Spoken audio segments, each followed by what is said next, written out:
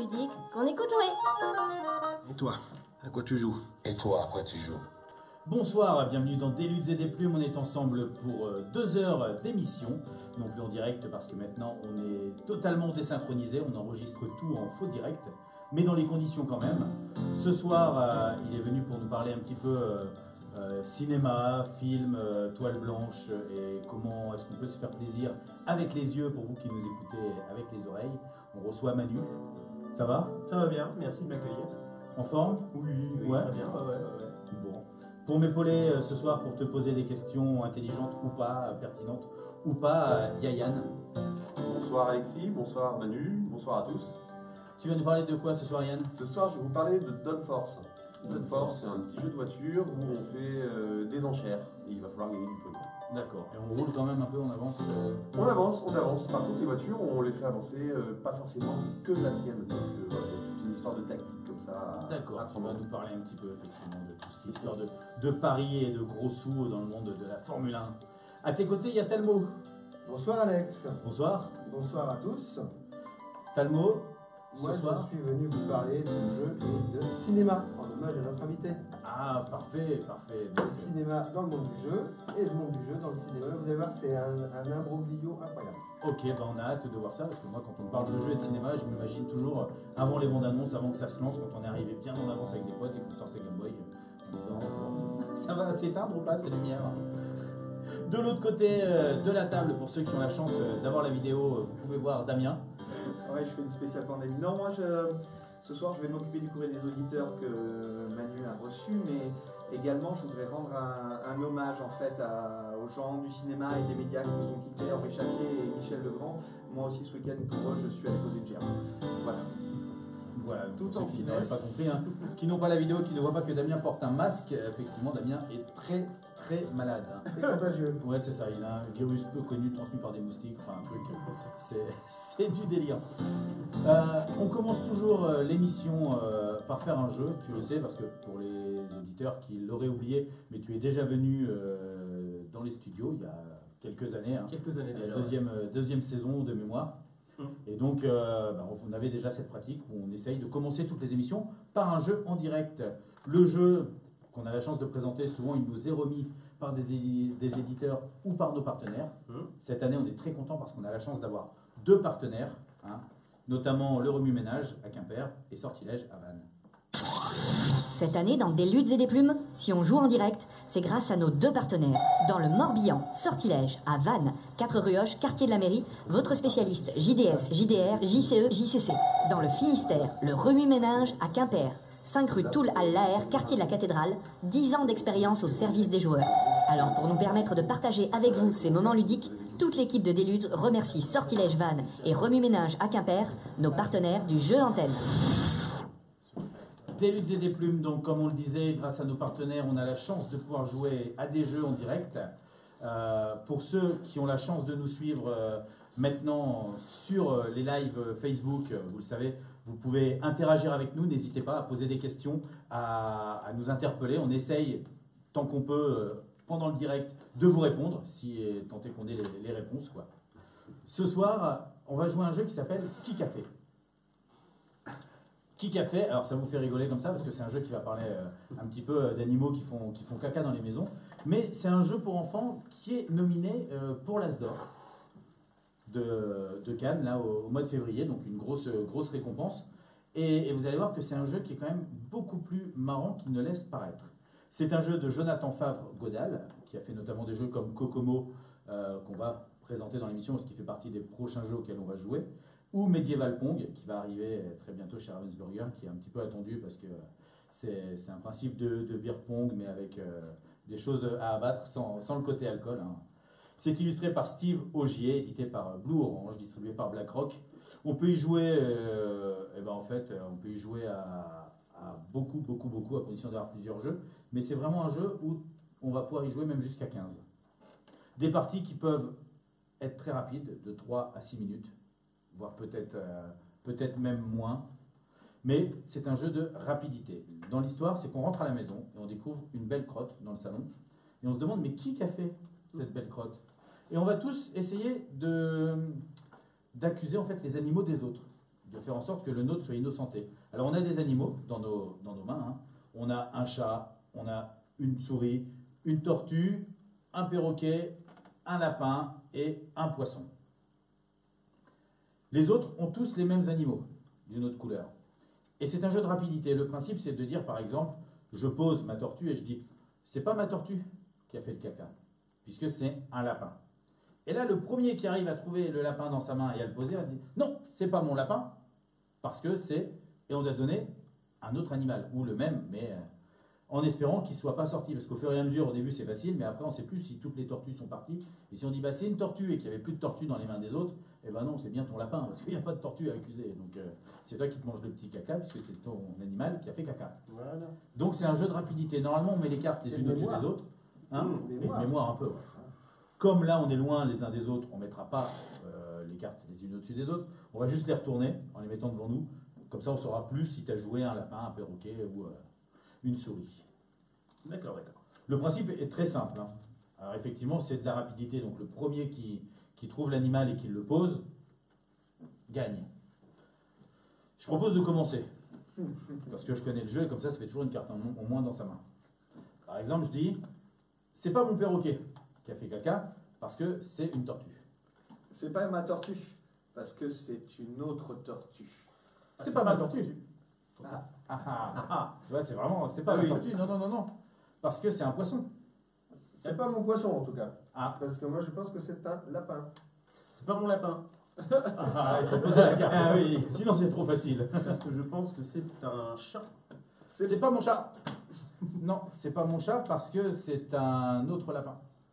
Non, c'est pas mon lapin, moi c'est un perroquet. C'est pas Pas mon mon perroquet. perroquet. Ah. Bah, c'est pas mon perroquet, parce que effectivement c'est un autre chat. C'est pas mon chat, parce que c'est un poisson. C'est pas mon poisson. Ah, faut être plus rapide. Ah, j'ai essayé, hein. C'était mon premier test. C'est pas mon poisson parce que c'est un autre poisson. C'est pas mon poisson non plus, parce que c'est un... Ah, j'ai mis des penses Ouais. bêtes hein, là devant pour vous. Ça c'est quoi? C'est... Ouais, ça c'est un hamster. Un petit hamster, quoi. C'est un hamster. C'est veut. pas mon hamster, parce qu'en fait c'est un lapin. C'est pas mon lapin parce que c'est une tortue. C'est pas une tortue. Ah, bien. C'est un perroquet.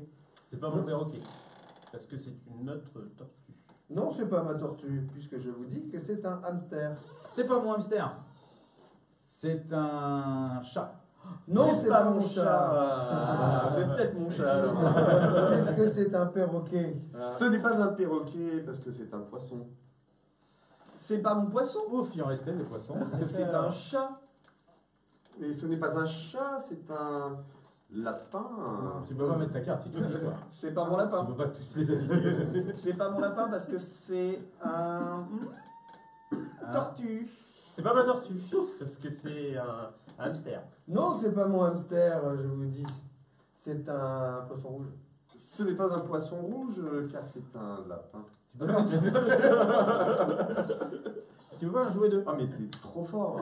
Chaque fois tu me Donc c'est un lapin, toi tu dis. C'est pas mon poisson rouge, c'est un lapin. Et là, les gens ne se précipitent pas pour dire c'est pas mon lapin.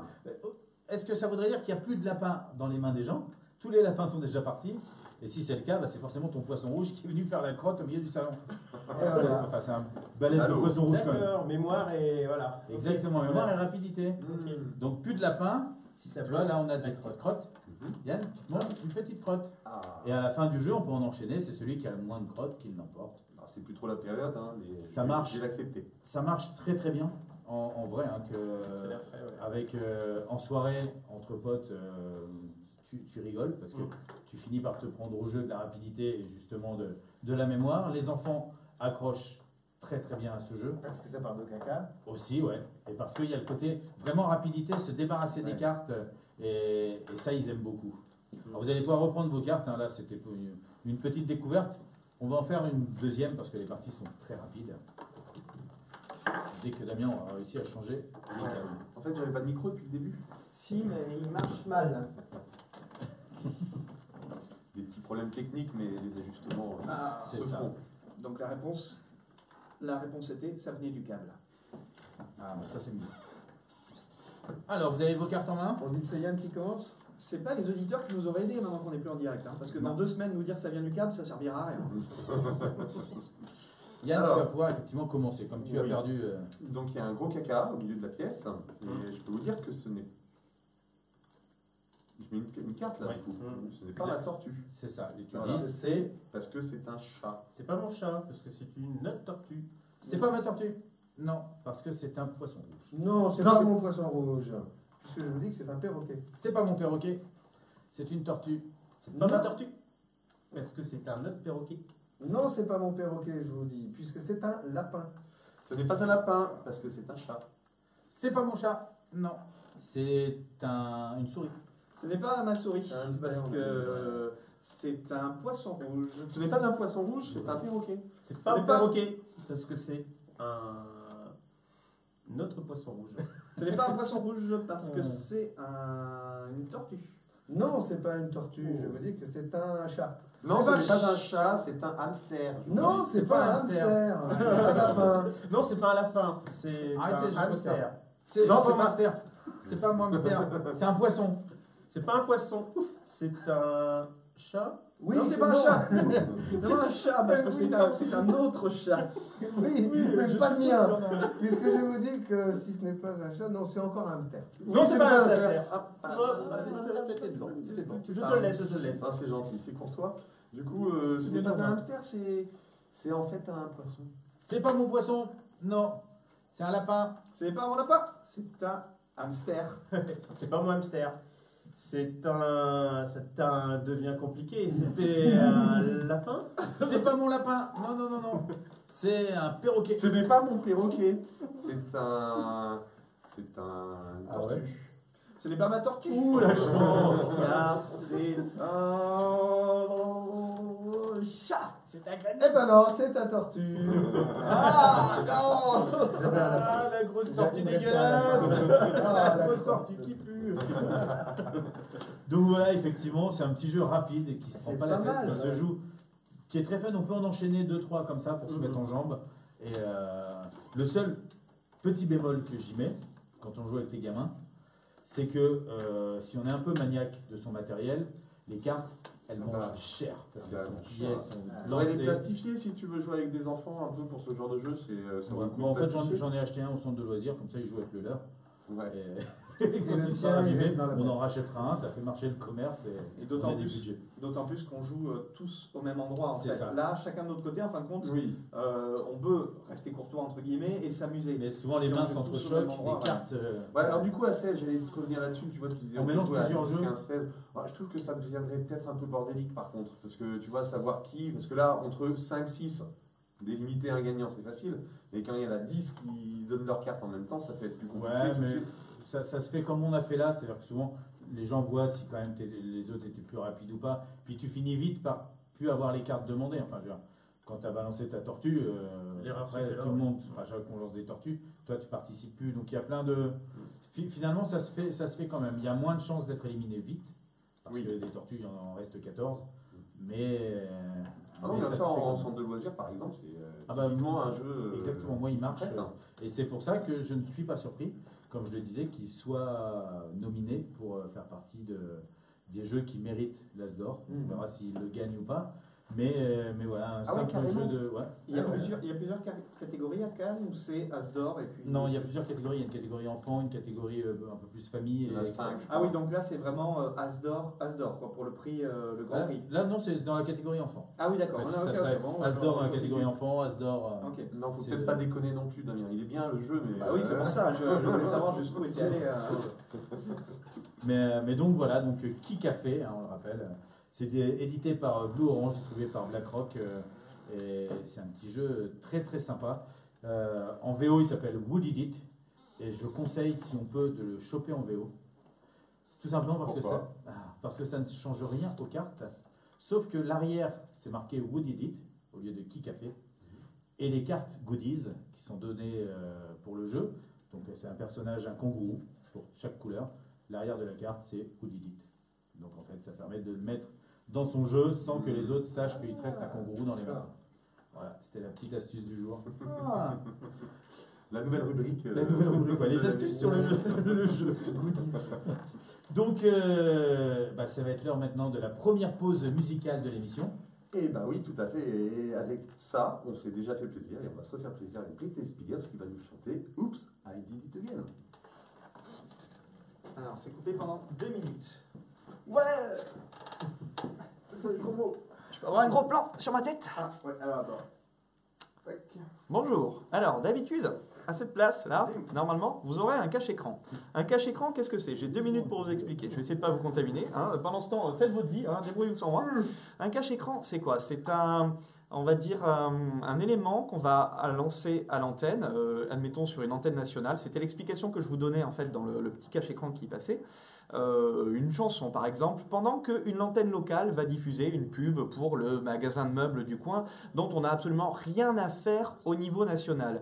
Donc là, le cache-écran, eh bien, il va nous servir à masquer la musique qui va passer dans 15 jours quand l'émission passera à la radio, parce que pour l'instant si on passe la musique là maintenant, bah, ce qui se passe c'est que Facebook il va dire hey, cette musique t'as pas les droits d'auteur, il va nous couper la vidéo, donc on va devoir tout relancer, c'est des processus très longs et tout, donc on met un cache-écran d'à peu près de la même longueur que la musique et on remplacera le cache-écran par de la musique. Ce que je voulais dire aussi pendant le laps de temps qui me reste, je vérifie, il reste une petite minute, c'est que ce cache-écran ça permet à eux là-bas derrière de se reposer, de préparer la suite, de dire des choses méchantes sur vous, mais ça vous ne l'entendez pas parce que normalement le cache-écran va couvrir leur voix. Là si je me tais, vous pouvez entendre toutes les saletés qu'ils vous racontent dessus, mais c'est pas grave.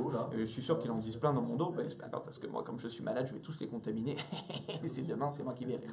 Bref, je voulais vous dire une chose, c'est que là, normalement, on va commencer la deuxième partie de l'émission, c'est-à-dire l'interview de notre invité. Si vous m'entendez, si vous me regardez, c'est que vous suivez la vidéo sur Facebook. Donc, profitez-en sur le Facebook Live pour poser vos questions à l'invité. Nous, on les lira en direct à l'antenne. Et si c'est des questions intéressantes, eh bien, on les retransmettra à l'invité. Si elles ne sont pas intéressantes, on les lira juste pour nous et puis on vous insultera plus tard.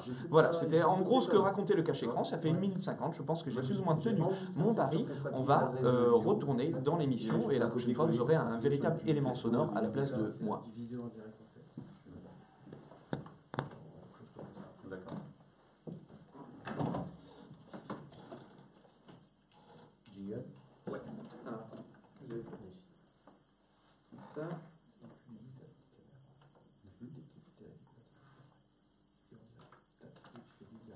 Ouais, mais sur ton téléphone. Sur la page directe. Yann, tu peux désannoncer? C'était Britney Spears qui nous a chanté Oops, I Did It Again.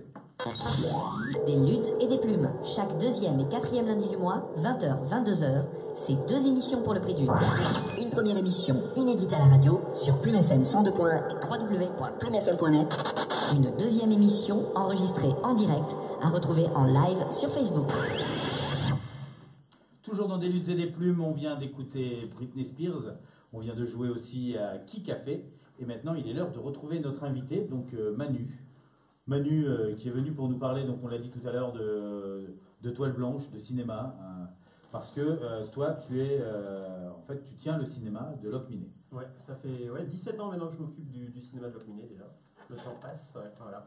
Et je gère aussi, donc je coordonne l'association Écran 56 qui s'occupe de tous les cinémas associatifs du Morbihan en fait directement. Voilà. Donc je suis secrétaire de l'association et on organise un festival jeune public qui va arriver justement pour les vacances de février. D'accord, qui s'appelle Le festival Écran 56 jeune public justement. On l'a fait évoluer. Ouais. C'est un festival qui est déjà là depuis un certain moment, non? Oui, c'est donc la 25e édition et c'est la 2e édition qu'on fait sous cette forme. Parce qu'avant, on faisait un festival plus pour les... Il n'était pas ciblé jeune public, on le faisait un peu généraliste avec tous les films un peu, voilà. Mais là, on a voulu faire changer un peu la formule, cibler vraiment le jeune public, sachant que chaque salle de cinéma pourra continuer à programmer sa programmation spécifique à côté. Donc on a une programmation commune pour les enfants et les familles pendant les vacances, et après, chaque cinéma peut programmer ce qu'il veut à côté, quoi. Ça nécessite de mettre en place des nouvelles séances, en fait. Voilà, c'est pour ces films-là. Voilà, ça nous permet de travailler en réseau surtout et de montrer aux gens qu'il existe un tissu de cinéma dans tout le Morbihan qui existe. Et sur cette communication-là qu'on a ensemble, ça nous permet de dire, attention, votre cinéma associatif, il y en a d'autres à côté. Et si vous avez loupé le film chez nous, vous pouvez aller le voir chez le copain à côté, tout simplement. Est-ce qu'il y a aussi, je crois, des films qui ne sont pas programmés dans toutes les salles, donc il faudra aller voir à tel ou tel endroit, notamment au niveau des reprises de classiques, quoi, de dessins animés plus anciens qui ne sont pas programmés de partout. Exactement, oui. La programmation est en liberté de chaque salle. On a un panel de films ouais. large. Après, chacun choisit ce qu'il veut, suivant ce qu'il a déjà diffusé avant ou pas. Et du coup, bah, ça permet de se faire personnaliser et puis de faire circuler les gens. C'est le but aussi voilà, de travailler, de dire que les gens, il y a quand même 14 salles donc, qui font partie du réseau. Donc ça va de Gourin, en passant par Guémené, en passant au niveau des départements. On va jusqu'à le côté plus à l'ouest, donc La Roche, en redescendant, La Roche-Bernard. Je ne vais pas tous les citer, je vais pas, voilà, mais on passe par la côte, Étel, Damgand, Beau, Locminé, voilà. Tout le département est couvert là-dessus. Et c'est vrai que bon, ça permet de parler un peu de ces salles-là et du travail des bénévoles qui y sont toute l'année pour les faire vivre. Tu disais que ça fait 25 éditions, ça fait 25 ans que ça existe. Oui. D'accord. Et ça ramène, donc j'imagine que si ça dure depuis 25 ans, c'est que ça doit ramener beaucoup de monde lors de ces festivals. Le jeune public est présent. Oui, ça marche bien, ça marche en famille, puis on a un tarif préférentiel aussi. Donc du coup, voilà, il y avait des articles encore dernièrement qui disaient que le prix de la place de cinéma était devenu trop cher. Nous, le tarif reste quand même à 4 € pour toute la famille, donc c'est pas que pour les enfants. Donc les gens qui accompagnent leurs enfants payeront aussi le tarif de 4 €. Et c'est valable pour les séances. C'est vrai que j'allais dire que souvent au cinéma associatif, justement, les prix étaient Ouais. plus... Oui, je suis d'accord, Alex. Hein, ouais, c'est vrai. C'est pas du tout les prix du Gaumont, du GC ou des cinévilles des surdimensionnés où tu vas payer 12 balles ta place minimum. Là, c'est de l'abus, c'est du racket, c'est du hold-up, quoi. Oui, mais quand tu vas payer ton popcorn et que tu as qu'un billet de 50 €, ils veulent pas te rendre la monnaie. Alors que si tu as déjà payé 12 balles ta place, quand tu vas payer 25 balles de popcorn, ils ont de la monnaie. Voilà. Alors, tu disais que justement, tu faisais partie d'Écran 56, qui était un regroupement des cinémas associatifs. Oui. Qu'est-ce que ça vous apporte le fait de vous regrouper? Mis à part de faire du réseau, de vous dire on peut envoyer des gens chez l'un chez l'autre. Est-ce que ça vous donne une force, un poids justement pour parler des gros cinémas à côté Là-dessus, en concurrence par rapport au gros cinéma, non. Sur une action comme ça, oui. Parce qu'on va rayonner au niveau du département. Donc du coup, tous nos programmes vont être diffusés et les gens vont se dire ah bah oui, mais pourquoi aller forcément dans la grosse salle alors qu'on peut avoir tous les films, sachant qu'on a les films en sortie nationale, les derniers dessins animés seront à l'affiche à ce moment-là. Et ben pourquoi pas aller dans son petit cinéma, ce sera beaucoup moins cher en plus, quoi. Donc du coup, on a une communication aussi départementale qu'on n'a pas d'habitude et ça permet de faire connaître nos salles au niveau du département et on passe à Plume FM, ce qui n'est pas comme d'habitude, donc voilà. On rayonne un peu partout. Voilà. Et vous pouvez avoir justement tous les films. Alors là, sur une action comme ça, tu disais on peut avoir les dessins animés qui vont sortir parce qu'on a l'action sur le jeune public. Mais sinon, en tant que cinéma associatif, est-ce que vous avez possibilité d'avoir toutes les mêmes sorties que les grosses firmes en fait? Là, c'est en tant que cinéma, quoi. Ouais, en tant que cinéma. On fait ce qu'on veut. Voilà, on peut C'est faire... vous qui choisissez? Oui, voilà, totalement. Donc après, on a une liberté, on est cinéma indépendant, donc on ne nous impose rien. Après, on essaie de faire en fonction de notre public et de choisir les films, des films qui plaisent, quoi. Donc du coup, on essaie de cibler un peu tous les tranches d'âge et puis d'essayer de programmer dans la mesure du possible.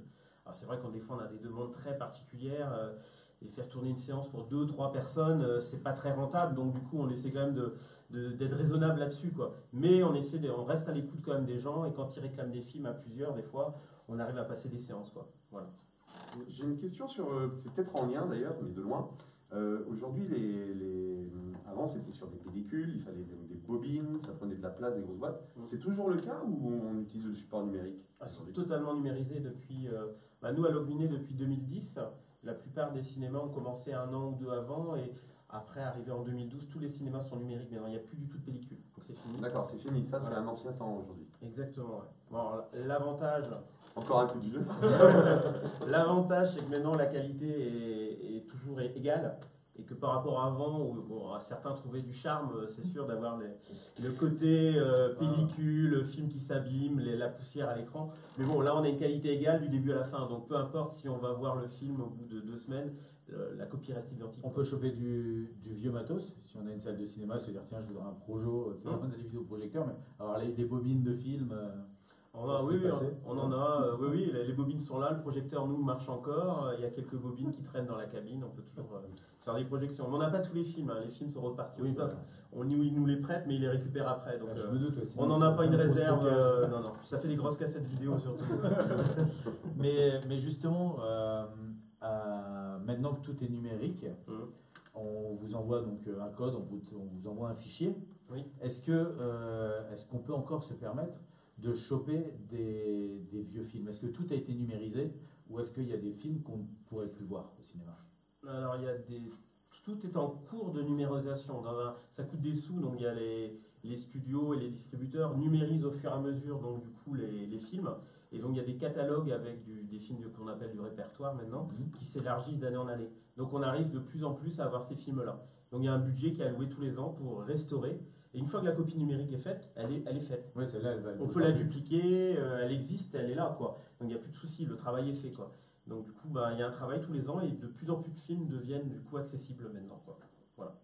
Mais bon, il y a le problème toujours avec certains distributeurs qui ne nous les laissent pas à moindre coût et exigent des sommes exorbitantes pour passer certains films, voilà. Donc on voudrait des fois passer des films du répertoire, on ne peut pas parce que ça coûte trop cher. D'accord, parce que vous les louez, enfin vous devez payer une... On paye normalement, c'est une répartition sur le prix du billet pour expliquer aux gens. Normalement, c'est à peu près 60% qui est redonné à la chaîne du cinéma et 40% qu'on garde pour le frais de fonctionnement du cinéma, quoi. Et donc, du coup, par contre, sur certains films, ils nous exigent un minimum d'argent dès le départ, sachant qu'on ne sait pas combien de personnes on va avoir. Ouais. Donc on est perdant d'office sur certains films. C'est plutôt chez les gros succès qu'on retrouve ce genre de pratique ou tout film? Tout film, surtout les petits, souvent.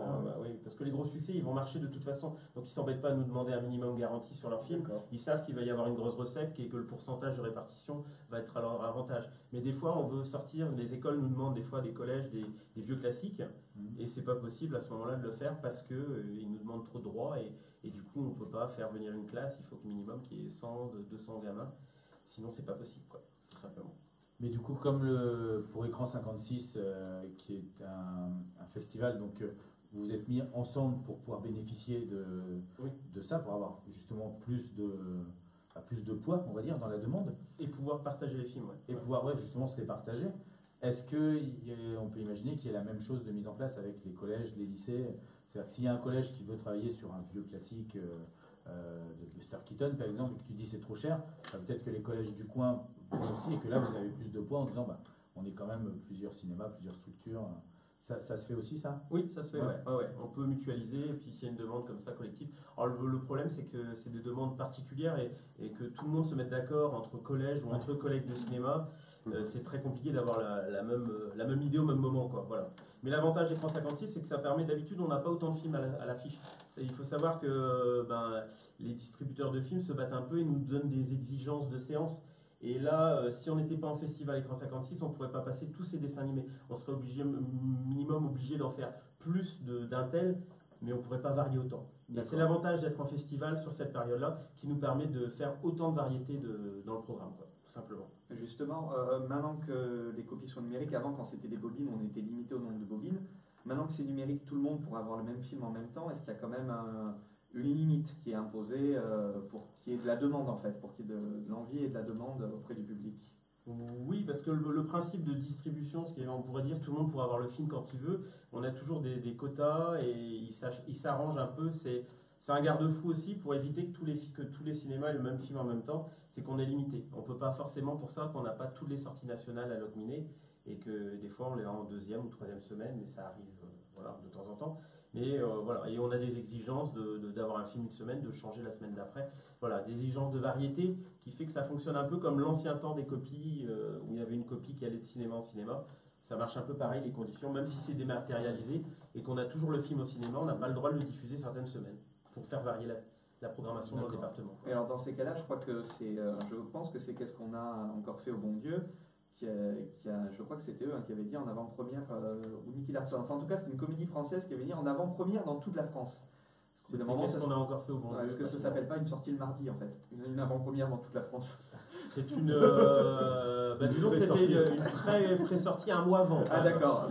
Mais là, ils ont pris un risque résolu parce qu'un mois avant, je pense qu'ils étaient à peu près sûrs que le film était bon. Parce qu'une mauvaise avant-première avec un mauvais bouche à oreille un mois avant, ça aurait été très mauvais pour le film. Et vu que ça s'est bien passé, le bouche à oreille est bon et ça prépare la sortie tranquillement du film, quoi. Voilà. Ah oui, ça évite de faire une séance de presse ou un truc comme ça, c'est que tout le monde le voit un mois avant, enfin tout le monde. Et le bouche à sur oreille. la capacité de une séance. Exactement. Et le bouche à oreille de ceux qui ont vu l'avant-première va fonctionner pendant un mois pour faire de la com en disant on a vu le film, on l'a aimé ou pas aimé, c'est le risque de le présenter.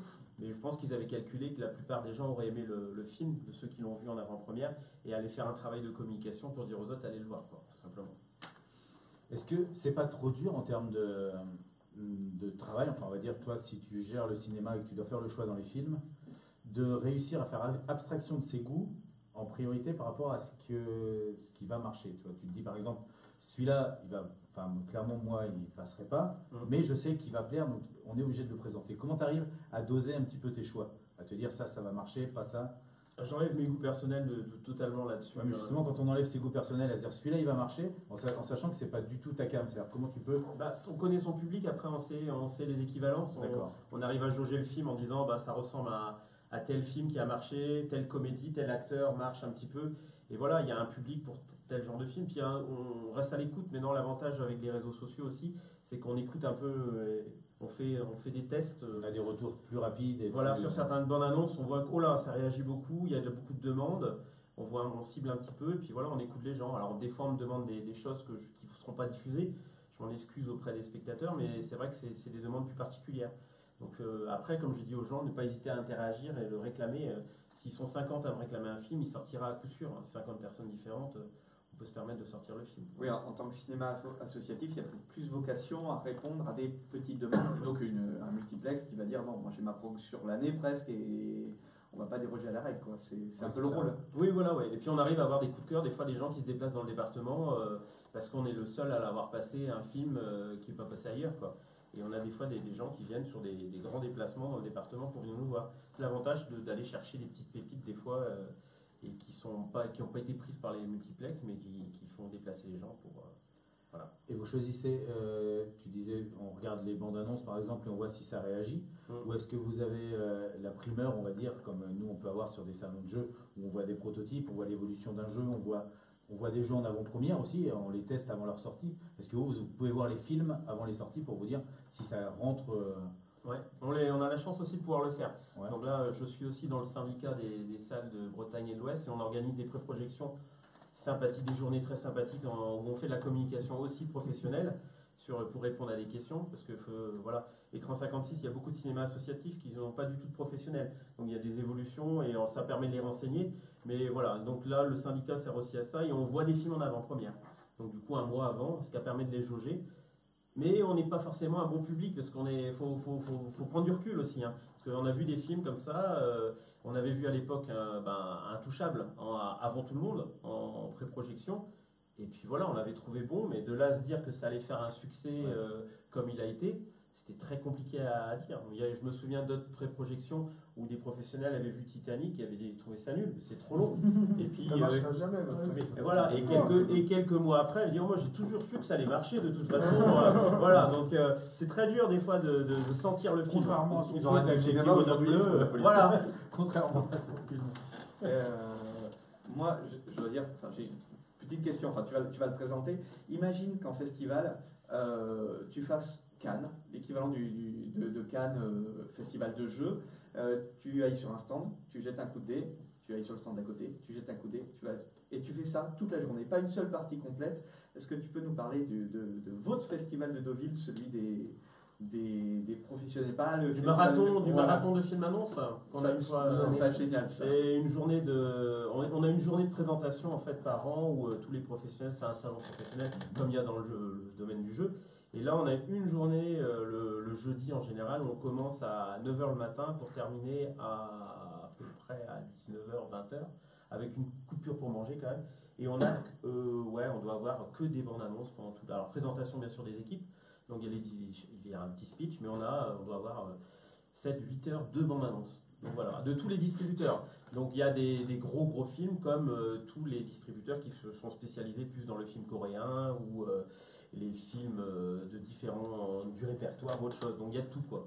Dans la journée longue des fois. C'est un peu fatigant. Et, Voilà. rapidement, comme ça, une bande-annonce est 2 minutes, ça fait 2100 films qui sont représentés comme ça sur. Oui, c'est énorme, ouais. Il faut prendre des Sur notes. 7. Ouais, non, après il y a un peu de spectacle parce qu'il y a des acteurs qui viennent quand même, des réalisateurs, Ah. et il y a de l'animation, il y a quelques comédies, donc des acteurs comiques qui viennent réveiller la salle par moment, donc c'est toujours sympathique. Voilà. Chouchou, des chouchous, par ici, s'il vous plaît. Voilà. Mais c'est vrai que ça donne une bonne tendance de l'année, on voit l'année à venir, et souvent on a des images, on a des fois même des extraits exclusifs de certains films pendant 20 minutes où il y a les agents de sécurité dans la salle qui nous filment avec des caméras infrarouges pour qu'il n'y ait aucun portable de sortie et tout, parce que le studio a interdit de toute prise d'image et il nous montre en exclusivité 20 minutes du film pour nous allécher un peu et faire voilà. Parce qu'on est, comme on dit, on est ceux qui décidons si le film va passer en salle ou pas. Donc on a un petit peu dragué lors de ce genre de journée en disant allez, vous allez le passer notre film. Voilà, c'est un peu ça, quoi. Ouais, c'est ça en fait qui est rigolo. C'est comme tu disais, ils peuvent vous dire, on vous donne le film, mais par contre c'est autant. Ben non, on n'a pas les moyens, bah, sinon vous ne l'avez pas. Ah oui, mais si vous ne nous le donnez pas, on ne le passe pas, et si on ne le passe pas, il ne sera pas vu. Enfin, donc vous avez du poids et en même temps ils essayent de... Après c'est des exigences, vu que c'est un partage de recettes, nous on n'a pas trop de risques. Sur certains films c'est 50-50, donc si on gagne, s'il y a 3 spectateurs, on se partagera enfin 4 spectateurs, sera la recette de 2-2 quoi, voilà. Il n'y a pas trop de risques à part qu'on fonctionne pour pas grand chose à faire tourner le chauffage quoi. Mais sur les gros films, voilà, eux ils savent que c'est plus dans les exigences en mono-écran comme on est à Logminé de dire ah ouais mais si vous voulez notre film, vous le faites 15 séances cette semaine. Donc en gros bah, vous avez que ça quoi. Et donc nous qui avons un public varié, bah, faut dire aux gens, bah non, cette semaine vous allez avoir que ce film-là. Et c'est ça qui est compliqué, on essaie de faire de la place et de se battre pour et de laisser de la place pour les autres films, quoi, et tous les publics. C'est ça la chose la plus compliquée quand on n'a qu'un seul écran. Parce que dès que tu passes le film, comme tu l'as dit tout à l'heure, il y a une part des sous du billet qui revient pour le fonctionnement. Oui. Ça revient à combien à peu près une projection de film pour un cinéma à peu près ainsi. Parce que tu dis c'est pas rentable de le lancer pour 3 personnes. Bah non, il faut imaginer le chauffage, l'électricité, voilà. À partir de combien de personnes on peut estimer que... moi je dis à partir d'une projection à partir de 30-40 personnes, quoi, voilà, sur l'année. Donc bien sûr on a des séances où ça arrive que les gens viennent à Logminé, des fois on a une séance unique, hein, ils sont tout seuls dans la salle, et nous on tourne quand même, parce que c'est vrai que les gens se déplacent sur le territoire, et si la personne a fait 15 km pour venir au cinéma, qu'on lui dit bah, vous êtes tout seul, vous rentrez chez vous, il ne reviendra pas, il ne va pas prendre le risque la deuxième fois. Donc on tourne. Donc il y a des gens qui ont la chance d'avoir la salle de cinéma pour eux. Ça arrive de temps en temps, pas trop souvent. Et puis bah, dans l'année, bah, il y a des gros films à succès où on déborde et puis la salle est complète. Et puis ces films-là vont payer les petits films. D'accord. Ça s'équilibre. Exactement. Moi j'ai connu ça une fois sur le film Blood, The Last Vampire, l'adaptation du manga. On était 3. Quand on a fini, on était 2. Et voilà. On n'a pas forcément aimé non plus, mais on est resté par courtoisie. Ouais, j'ai dû vivre la même chose avec Spawn. Ouais. C'est le genre de choses qu'on voit. Moi j'avais fait ça avec, commencé avec Robin Williams, Insomnia, où il est, qui se passe, Al Pacino, Robin Williams. C'était la séance de 22 heures, parce qu'il y avait une comédie française que j'avais pas envie de voir en face, et je fais 20 séances de 22 heures sur un multiplex. Sur un Gaumont multiplex, et je suis sorti, le mec est venu me chercher à la fin parce que tout le bâtiment était sous alarme, c'était le dernier film qui terminait à minuit, mais j'ai pas du tout capté que je serais seul, déjà il avait qu'à me le dire à la caisse, quoi. C'est tellement grand que tu peux pas savoir à l'avance. Donc voilà, c'était à Grenoble, et j'en profite pour saluer les journalistes de France Bleu Grenoble dont l'immeuble a été incendié volontairement cette nuit, et qu'on n'est pas là pour faire ça à des radios. Voilà, c'était un petit message en aparté qui n'a rien à voir. Mais les séances privées, c'est quand même quelque chose de classe. Ouais, c'est ça. Pour le spectateur. Ouais, pour la santé du cinéma, faut pas trop en abuser. Non, mais c'est vrai qu'en plus on rigole, mais il y a certains bénévoles dans l'équipe du cinéma qui parlent de leur salle de cinéma, quoi. C'est une annexe de leur salon directement. Donc, comme il dit, j'ai un gros salon avec une grande télé et des fois il y a du monde qui vient chez moi. C'est un peu ça, quoi. Donc l'appropriation du lieu un peu, mais ça me fait bien rigoler justement. Justement, tu parles des bénévoles. Ouais. Pour faire tourner un cinéma associatif, là vous êtes combien de bénévoles? Actuellement, on doit être une douzaine à peu près, ouais. 12, alors 12 bénévoles, Il faut quoi comme poste parce qu'on se dit on vend les billets, on déchire les billets, on Voilà, jette le film, voilà, 3 postes. Après, chaque cinéma a une fonctionnalité très différente. Dans l'écran 56, c'est très très différent.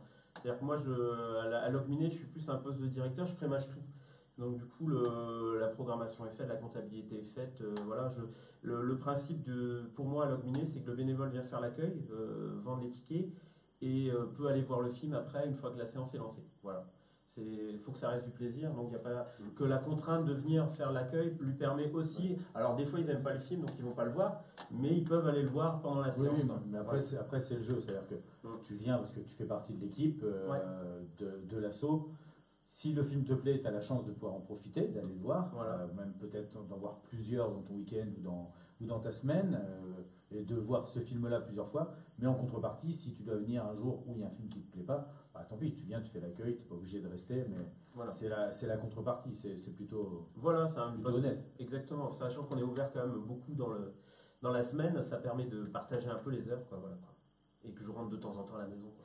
Ouais, c'est ce que j'allais dire, il y a encore un peu de temps pour dormir. Voilà, ça va, ça va. Et pourquoi on s'engage dans un tel projet? Parce que ça doit être aussi chronophage. C'est une passion, la passion du cinéma, passion associative. Ouais, les deux. Puis après, l'association, je l'ai découvert en arrivant à Logminé, hein, parce que je travaillais déjà dans le monde du cinéma, un peu dans d'autres cinémas avant. Donc la gestion bénévole à Logminé, bah, s'est fait progressivement avec des rencontres. Et puis ça s'est appris un peu sur le tas, comme ça, de voir un peu comment ça se passait.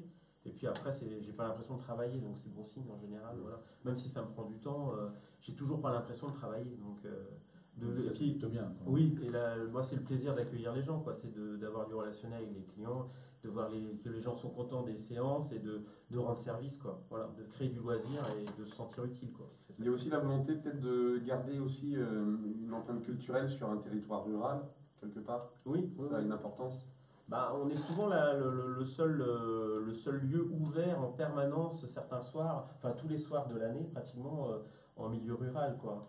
Donc c'est vrai que bon, on est toujours un pôle et puis ça permet de ramener tous les derniers films. Le but du jeu, nous dans la programmation, c'est d'avoir que les gens n'aient pas à se déplacer dans les grandes villes. Donc on essaie d'avoir vraiment la programmation RSC plus pointue possible, mais aussi les comédies et les dessins animés que tout le monde veut voir aussi. Voilà, donc de satisfaire un peu tous les Que la personne, enfin que le film du moment, en fait, on sait que de toute façon, il va passer à côté de chez nous. Voilà, c'est ça. On a besoin de courir. Voilà. Bah, y a des publics qui veulent voir le film tout de suite, donc on essaie de l'avoir tout de suite. Par contre, on a un public qui est prêt à attendre un peu plus longtemps pour avoir le film. Donc s'ils nous demandent, ils savent qu'il va passer, ils vont attendre un mois, mais ils l'auront, quoi. Voilà. Puis il y a des films qu'il faut voir au cinéma, absolument. Et d'autres qui peuvent attendre la télévision, c'est pas un souci. Voilà. On parlait des bénévoles, donc des 13 bénévoles. Tu te disais, certains sont là par... Enfin, de toute façon, quand on est dans une asso, souvent c'est qu'elle nous plaît, c'est qu'on est passionné un petit peu par ce qu'elle représente ou par ce qu'elle fait, pour qu'on puisse donner de son temps. Est-ce qu'il y a souvent un turnover ou comment ça se passe? Parce qu'on imagine qu'il y a des moments où vous avez dû peut-être manquer un petit peu de monde. Comment on fait pour recruter des gens, pour leur dire, viens travailler au cinéma? Bah, c'est beaucoup de rencontres en fait. La plupart du temps, les gens viennent. On peut en parler avec Damien qui était venu comme ça demander justement s'il pouvait donner un coup de main. Et Il a commencé comme ça aussi chez nous. c'est vrai. Dites, si, je peux aider. Voilà, c'est ça. Voilà. Et donc du coup, c'est souvent ça. Et après, j'en ai eu pas mal dans l'équipe aussi où on a été. C'est des spectateurs qui restent discuter après du film. Et puis ils se créent des liens, et puis à force, on dit, mais si tu viens souvent au cinéma comme dans la semaine, plutôt que de payer ta place, ça ne te dirait pas de venir donner un coup de main. Et au final, tu aurais les films. Et voilà, après, il faut que des gens acceptent aussi qu'il y ait un contact au public, parce qu'ils vont accueillir des gens. Et il y a des gens, pour la gestion d'une caisse et de l'accueil public, qui n'aiment pas ça. Mais il y a d'autres qui sont très contents maintenant, au contraire, d'avoir cette position-là, et de renseigner les gens et de les accueillir. Pour pouvoir les accueillir. Exactement. Et ils aiment le cinéma à la base, quoi. Est-ce qu'il y a une notion de ciné-club un petit peu à travers le cinéma associatif aussi? Est-ce que c'est des choses qui sont aussi maintenues à travers des cinémas associatifs? Parce que ça, moi je me souviens des ciné-clubs, mais je ne sais pas si c'est toujours d'actualité, ça me rappelle un ancien temps aussi un petit peu, quoi, un petit peu comme les bobines pour la projection des films. Enfin, tu vois le sens de mon interrogation? Moi, dans l'idée, en fait, vu que c'est moi qui fais la programmation tout seul, c'est moi qui choisis les films un peu à RSC ou du répertoire qui vont passer. Mais s'il y avait une association qui se crée un jour, un ciné-club à côté, avec qui on serait partenaire, moi je serais totalement d'accord avec eux de leur laisser une séance au mois, à condition bien sûr qu'ils soient assez nombreux, parce que s'ils sont un ciné-club avec 3 personnes, ça va pas être rentable, on revient sur les cycles. Mais si une association se crée avec une vingtaine, une trentaine de passionnés en disant bah, on se décide, tiens, on se fait une séance, on choisit notre film, et puis voilà, ça sera possible quoi. Du coup, les gens viennent me voir, on leur laisse une soirée, et puis du coup, bah, bon, ils vont payer leur place comme tout le monde, mais ils auront choisi leur film quoi, là. Et puis ils pourront le proposer à leurs amis quoi. Ça, c'est possible. C'est aussi un lieu d'échange, de débat après, avant et après le film. Voilà. Enfin, souvent, c'est comme ça que ça se pratique. Et puis du coup, les passionnés peuvent discuter de leur film ou d'échanger après là-dessus quoi. Non, c'est totalement possible. Mais après, c'est vrai que là-dessus, moi je gère pas l'association d'un ciné-club, donc il faudrait qu'une association se crée en parallèle et que je me mette à son service quoi. Oui, c'est ça. Mais si des gens sont intéressés pour faire ça, il faut qu'ils s'orientent vers ton réseau du coup. Oui, c'est n'importe quelle salle, hein, à partir du moment il y a des cinémas qui se mettent en relation avec les populations anglaises qui sont aussi pour faire des films en VO justement avec des associations, ça arrive aussi, parce qu'ils veulent plus de films en VO. Donc du coup l'association, ils s'arrangent avec eux pour programmer un film plus en anglais. Et des cinéphiles pourraient créer une association. C'est pas le cas encore, mais bon, c'est un appel s'il y en a vraiment qui se regroupent et qui décident entre eux du bon choix de film. Après, il faut qu'ils soient d'accord pour vouloir voir le même film. C'est ça, mais ça c'est la complexité chez tout le monde. Même quand on se fait une soirée entre potes, déjà trouver un film qui plaise à tout le monde, où tout le monde adhère, c'est déjà dur. Et justement, bon alors, il y a par contre des choses, il y a des soirées débats qui sont programmées de temps en temps, avec le réalisateur, avec un intervenant. Est-ce que ça, c'est, au moment où toi tu fais ta programmation, il y a écrit film plus possibilité d'avoir la personne. Dans quel sens les réservations se font? Ou est-ce que c'est le réalisateur qui démarche parce que c'est, on va dire, un petit film et que lui va faire le tour de tous les cinémas pour venir le présenter? Dans quel sens ça se passe quand il y a un intervenant? Il y a des demandes de réalisateurs, moi j'ai encore des demandes de films, après on ne prend pas tous. En général, j'aime beaucoup quand il y a une association qui fait la démarche de me dire tiens, on voudrait tel film avec tel réalisateur, et c'est possible, sachant qu'il y a un réseau derrière qui veut le film. Parce que des fois, ça m'est arrivé de faire venir un réalisateur en ayant choisi le film, et de faire un gros bid avec 5 personnes et le réalisateur en face. Alors je dis bon, c'est un peu dur là dans ces cas-là. Donc je préfère quand il y a une association ou un groupement de personnes qui à ce moment-là décide, on est porteur du projet, on voudrait voir ce film avec le réalisateur, et là ça peut se créer quoi. Sachant que le réalisateur est en tournée dans le coin quoi. Mais il y a des réalisateurs qui me contactent aussi, mais bon, on ne peut pas tout passer. Il faut qu'il y ait un retour local, surtout une envie locale des gens de voir le film quoi. Voilà. C'est vrai qu'on voit souvent à l'Ocminé, on va tourner, on va dire, autour des films écolo, enfin Pierre Rabhi, des choses comme ça, écolo durable quoi. C'est pas du tout péjoratif, hein, c'est vraiment je sais pas comment qualifier, voilà, beaucoup de films avec Pierre Rabhi quoi. On a un très bon film qui est quelqu'un d'excellent d'ailleurs. Hein, un festival du film de Pierre Rabhi organisé. De la permaculture. Justement, il y a un des bénévoles du cinéma justement qui a des porteurs d'un projet qui arrivera le jeudi 28 février du coup, où on va passer un film qu'il a choisi. Et une présentation, Le Temps des Grâces de Dominique Marché, qui parle un peu de l'échange local, des produits, que les gens se rapprochent un peu du local et consomment différemment directement. Et il va présenter son association agricole en même temps. Donc on essaie de créer du lien local là-dessus quoi. Mais pour une animation, il faut qu'il y ait...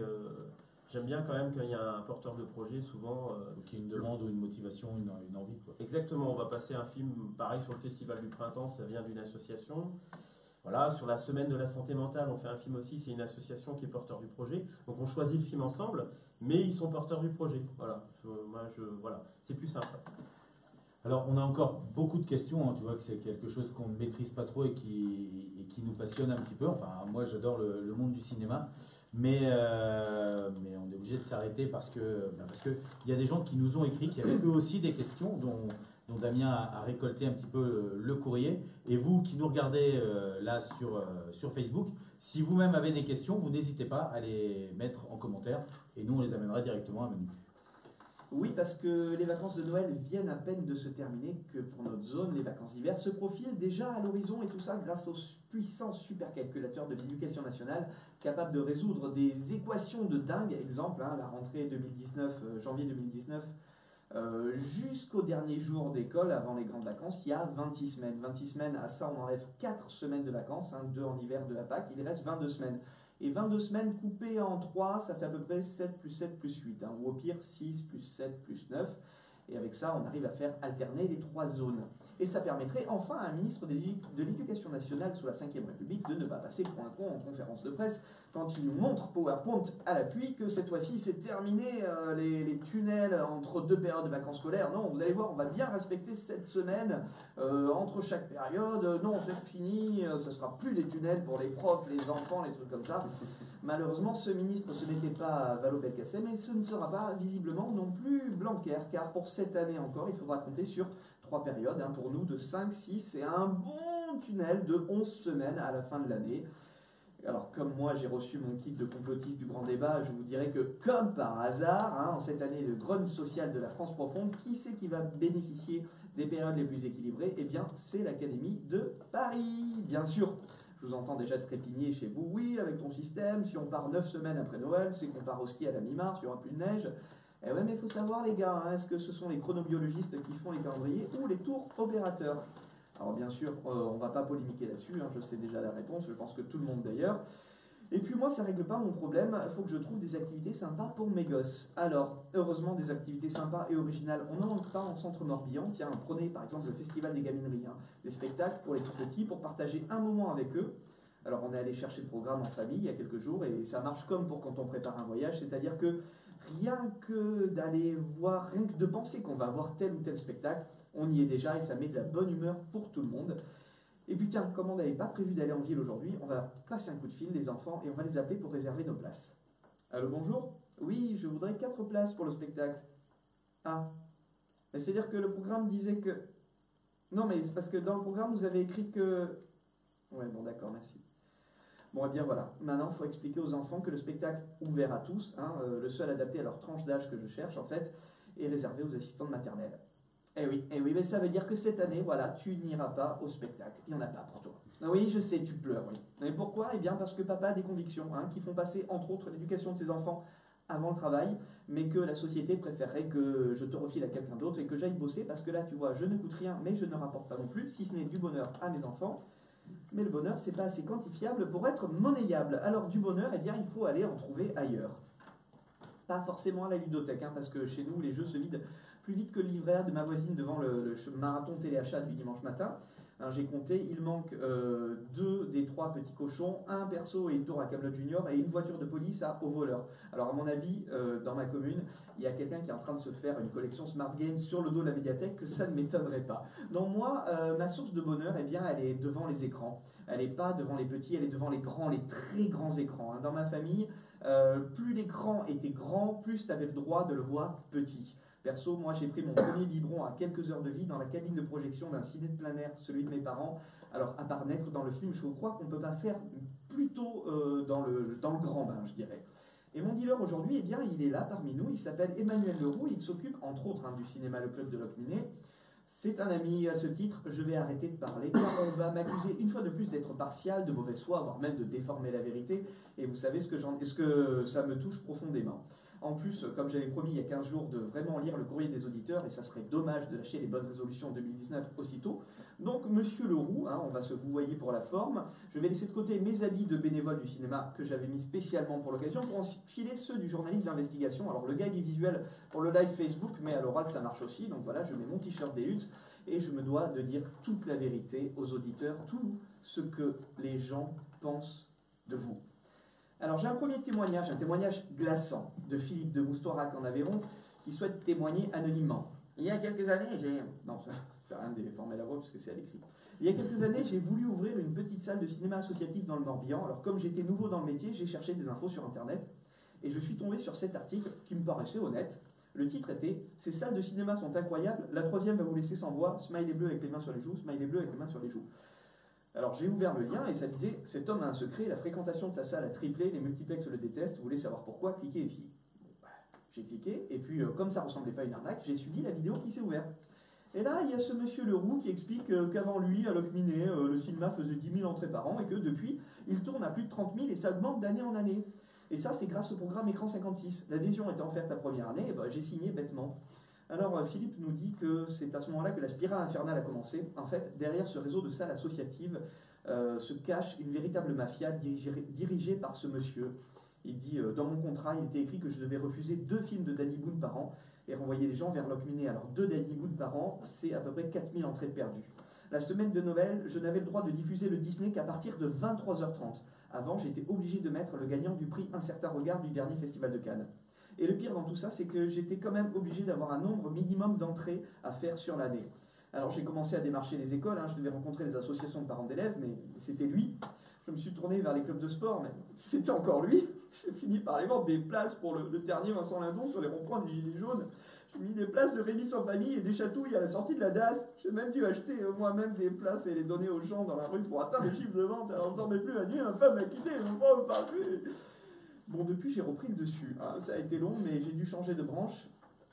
Fini les arnaques, fini la vente pyramidale et les combines foireuses. Aujourd'hui, je suis mon propre patron et je vends des pilules miracles. Elles contiennent tout un ingrédient naturel découvert par cette mère de famille. Les médecins la détestent. Voulez-vous la tester? La première boîte est offerte. Alors oui, Philippe, je comprends bien votre désarroi, mais ne voyez pas les choses de manière aussi biaisée.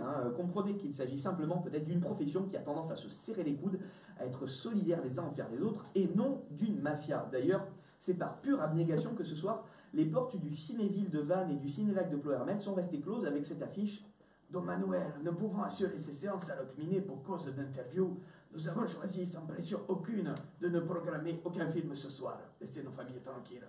Alors moi je dis, beau geste de ces gens envers un homme qui le mérite, car il ne compte pas ses heures, contrairement à ce que pensent certains auditeurs comme Jean-Jacques de Rouen dans les Pyrénées-Atlantiques. Jean-Jacques vous pose cette question.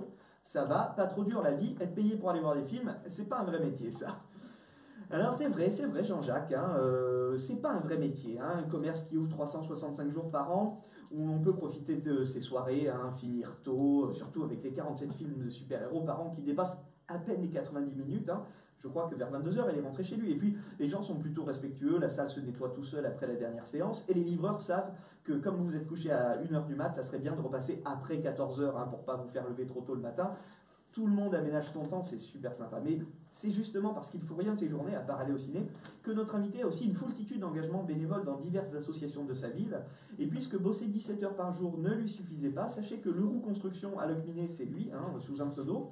Le roux chocolatier à Quiberon aussi, c'est quand il va porter les films 2 fois par semaine pour le cinéma Le Palais sur Belle-Île.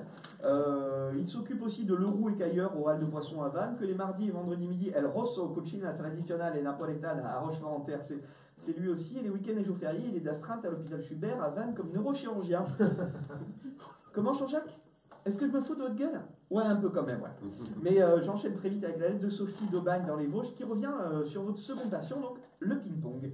Elle dit « Monsieur, vous êtes également le secrétaire du bureau du club de tennis de table de votre ville. À ce titre, vous animez sa page Facebook où vous postez régulièrement des vidéos d'Asiatiques qui jouent mieux que nous et des photomontages de sociétaires de votre club durant la 3e mi-temps. Est-ce à dire que le tennis de table en Europe n'est qu'un prétexte pour l'apéro ?» Oh, Sophie, doucement, pas de raccourci hâtif, je vous prie. N'oubliez pas qu'Emmanuel Leroux, ici présent, poste aussi tous les résultats des matchs et que, ma foi, le TTPL se porte plutôt bien. Pour preuve, fin 2018, il a également posté les stats de tous les joueurs et certains n'ont pas démérité. Bon, d'autres ont perdu plus de points cette année-là, mais si mon client a autant chuté dans les classements, c'est parce qu'il était un de ceux qui avait le plus progressé l'année précédente, forcément. Mais de là à conclure que faire la plus forte progression négative signifie forcément qu'il a la meilleure descente, je ne franchirai pas ce pas et je vous dis à la vôtre. Bon, tout ça c'est bien joli, mais la question essentielle, c'est Ludovic de Chartres dans le Rhône qui la pose. Est-ce que Monsieur Leroux est un homme fiable, avec de bonnes mœurs et auquel on peut confier nos enfants? Alors oui, Ludovic, oui, j'engage ma parole là-dessus, un tel Sandra Bullock, un gosse dans chaque main, vous pouvez y aller les yeux fermés. Abonnez-vous à Netflix si vous n'avez pas compris la référence. Le cinéma accueille des milliers d'enfants dans le cadre scolaire, extrascolaire, centre de loisirs, sans que jamais il n'y ait eu une seule fois le moindre incident. Mais je crois savoir d'où vient votre inquiétude. C'est vrai qu'il y a quelques années, je ne sais pas si vous vous souvenez, Talmot, tu ne faisais pas encore partie de l'équipe, on avait demandé à nos auditeurs à l'époque, c'était à l'époque où on commençait à se diversifier, Facebook, podcast, tout ça, comment est-ce qu'ils écoutaient notre émission. Et je me souviens du témoignage de Manu qui nous appelait à l'époque du Canada, je crois. Salut à tous, je suis Manu, je vous écoute depuis le Canada. Vous nous écoutez comment, Manu? En replay. En replay? C'est-à-dire, vous voulez dire en podcast? Non, en replay, je me déguise en Sigourney Weaver, j'allume la radio et je me caresse l'alien en vous écoutant.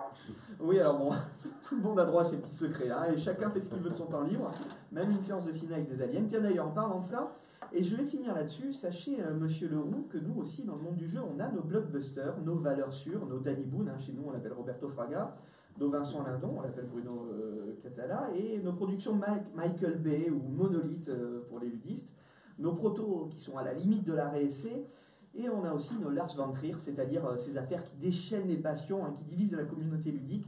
L'année dernière, à la même époque, on parlait de l'affaire Nostromo. Alors, pour résumer de manière tout à fait partiale, un auteur va voir un éditeur avec un jeu sur le thème d'Alien, justement.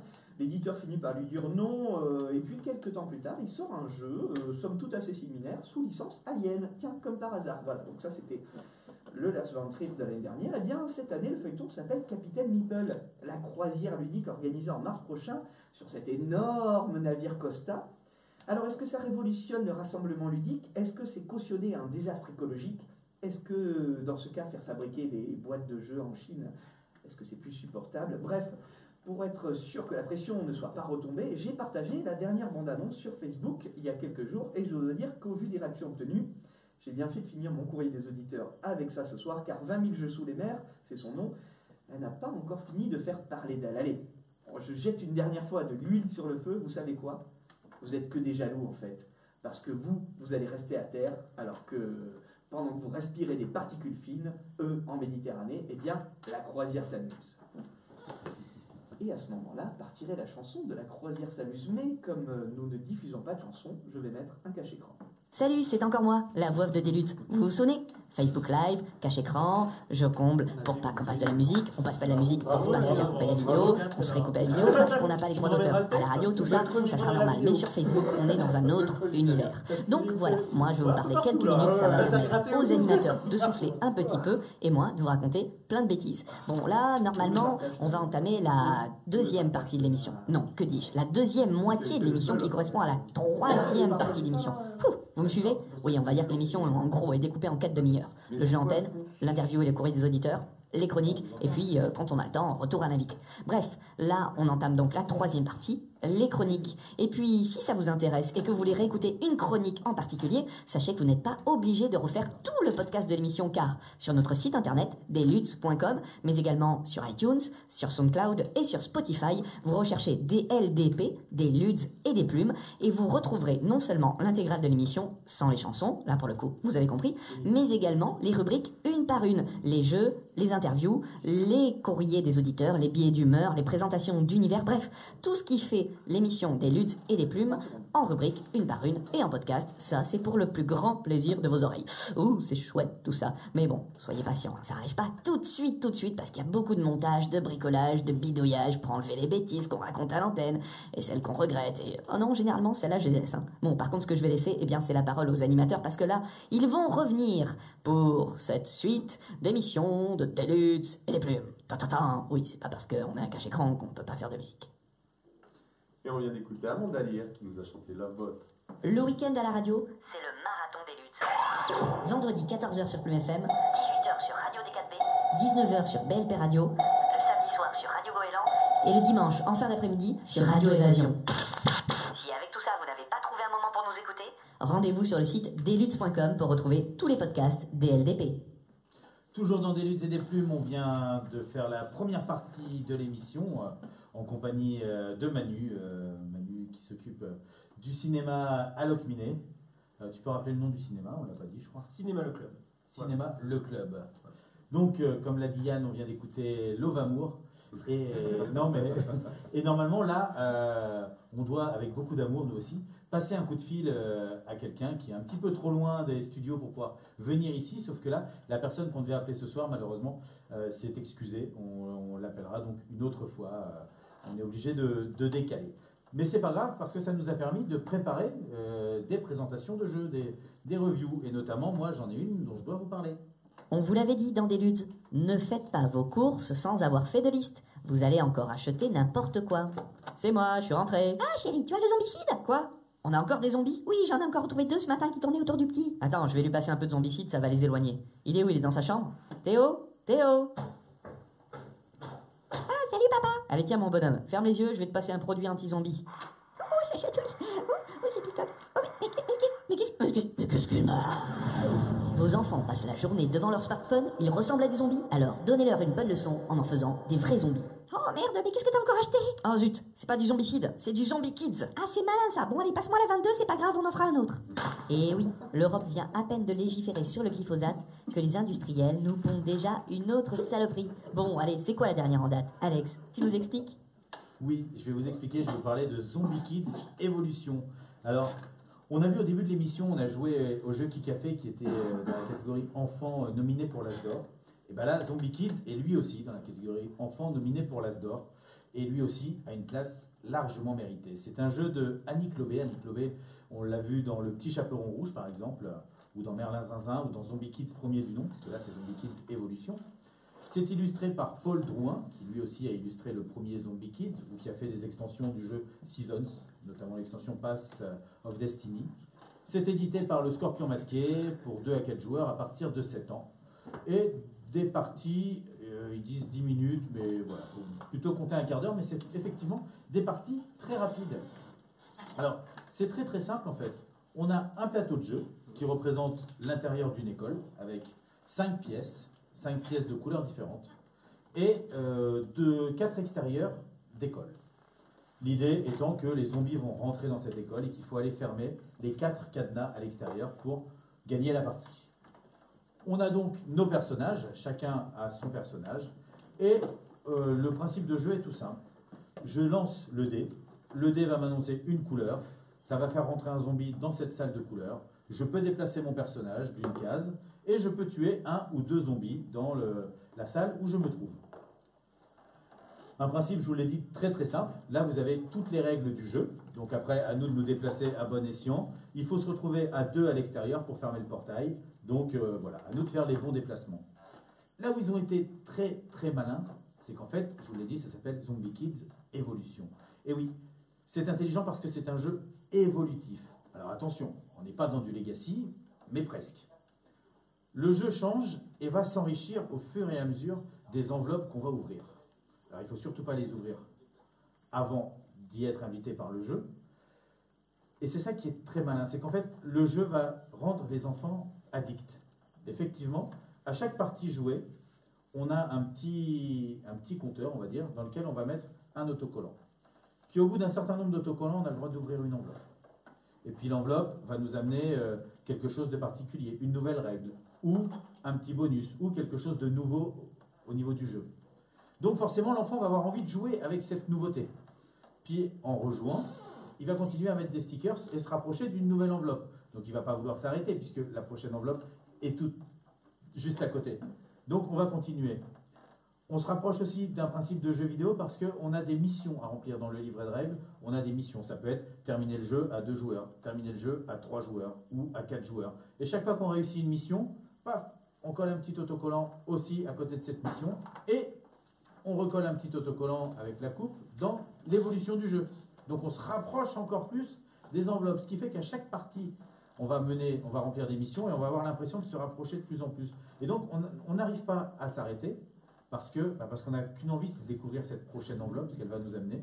Est-ce que c'est des nouvelles missions? Est-ce que c'est une nouvelle règle? Est-ce que c'est quelque chose de particulier dans le jeu?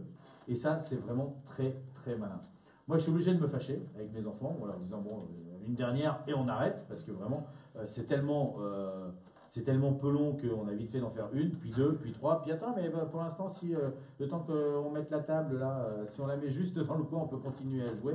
Et non, vraiment, c'est très malin, c'est très très fun. Sur un petit jeu donc rapide, puisque c'est que du déplacement, je tue les zombies, il apparaît, est-ce qu'on va dans la jaune, est-ce qu'on va dans la verte, est-ce qu'on les tue ou est-ce qu'on sort fermer le cadenas? Et ben, avec une petite mise en place très simpliste, on arrive à un grand jeu, parce que petit à petit, en fait, on découvre son potentiel et on se rend compte de la grandeur du jeu. Si on est rebuté ou si les enfants sont trop jeunes pour se dire que finalement les nouvelles règles ou les nouveaux apports sont trop compliqués, rien n'empêche de garder la version de base. Et c'est ça qui est très bien dans ce côté évolutif, c'est que tout va venir en plus, en matériel, on va dire, et rien par rapport à un Legacy ne va venir détériorer ton jeu, ce qui fait que tu peux continuer à y jouer comme il t'a plu au départ, si vraiment les choses qui évoluent ne sont pas pertinentes. Donc vraiment, Zombie Kids Evolution, c'est mon coup de cœur du moment. C'est celui qui, à la maison, sort fréquemment, tout le temps. Et à mon sens, à moi, hein, mais je ne serais pas surpris que lui rafle le prix. Quand tu dis allez les enfants, une dernière, on va se coucher. Et est-ce que te répondent ah non, on veut pas aller se coucher maintenant, s'il te plaît, il est minuit quand même. C'est toi qui veux la dernière ou c'est eux en fait? Non, ça arrive rarement. Généralement, si je les laisse veiller, ils sont plutôt contents. D'accord. Ils sont pas du genre à dire ah, on peut y aller. Ça dépend pourquoi, mais pour jouer, généralement ils sont contents. Et en termes du coup, tu peux. Enfin, il n'y a pas de durée de vie finalement, c'est un jeu où tu vas pouvoir jouer, il n'y a pas de. C'est ça. Fin, Alors, quoi. la finalité, on va dire. Parce que même quand tu décroches la dernière enveloppe, finalement, bah, tu rejoues avec. Ah, mais ce c'est que ça. tu veux. Après, ton jeu est complet et Oui. tu peux continuer à y jouer allègrement. Tu n'as plus la découverte, tu n'as plus ce côté oh, qu'est-ce qu'il y a dans la prochaine enveloppe. Mais c'est pas grave, ça veut dire qu'au fur et à mesure, on t'a apporté des nouvelles règles ou des nouveautés qui font que tu as un jeu de plus en plus complet, quoi. C'est un petit peu comme un Kinder.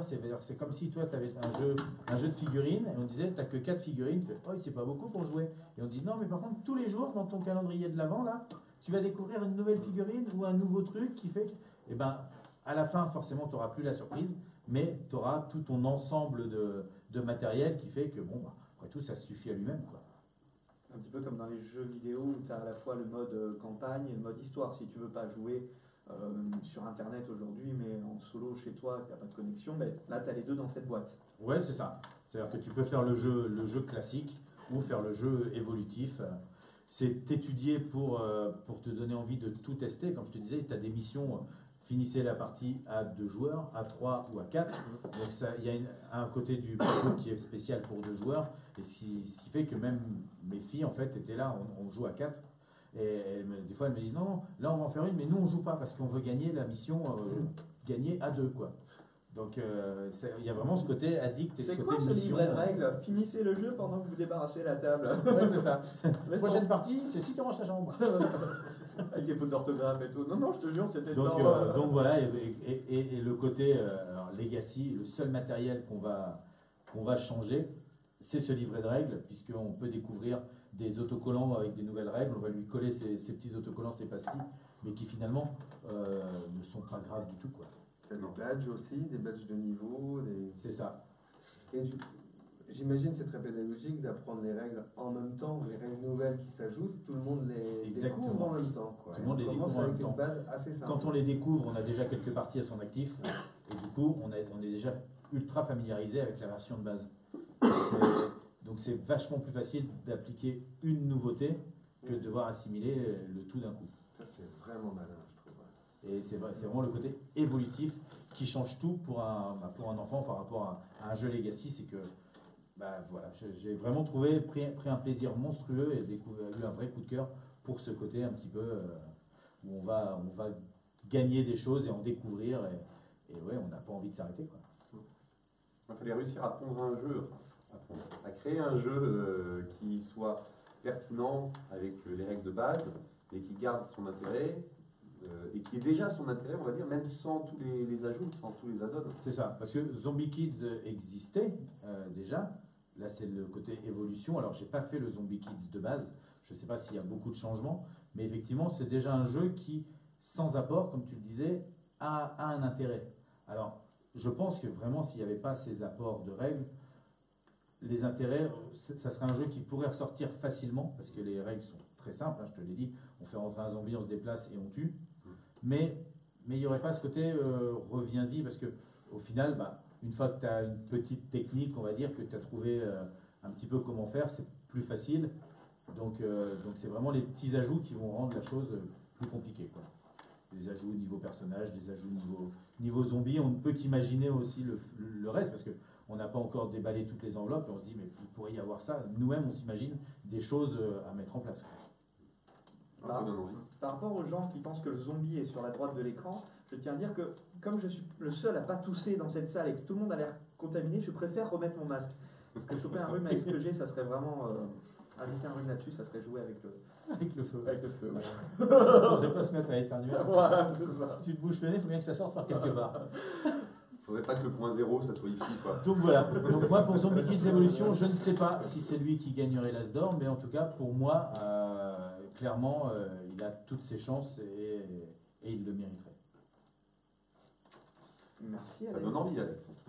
Merci. Alors, autre chose qui donne envie, des fois pas forcément à bon escient, c'est quand on va au cinéma en se disant waouh, on va avoir une nouvelle adaptation d'un jeu vidéo ou d'un jeu. Mais ça, Talmo, je pense que toi, tu vas être plus à même de nous en parler. Oui, mais d'ailleurs, Manu, moi, le thème me plaisait, me faisait envie. Jeu et cinéma, cinéma et jeu. Super, je m'étais dit, c'est facile, je vais parler de Jumanji, Casino, Maverick, un peu de James Bond parce qu'il est tout enfourré au casino, des choses comme ça, et hop, le tour est joué. Mais non, pas du tout. En fait, j'ai commencé à tirer le lien. En bon journaliste que je suis allé sur Google, sur YouTube, enfin bon, voilà, j'ai fait mon travail de journaliste, quoi. Et justement, Wikipédia, j'ai constaté que Wikipédia n'avait pas eu le temps d'écrire ma chronique. Donc, il a fallu que je la fasse moi-même.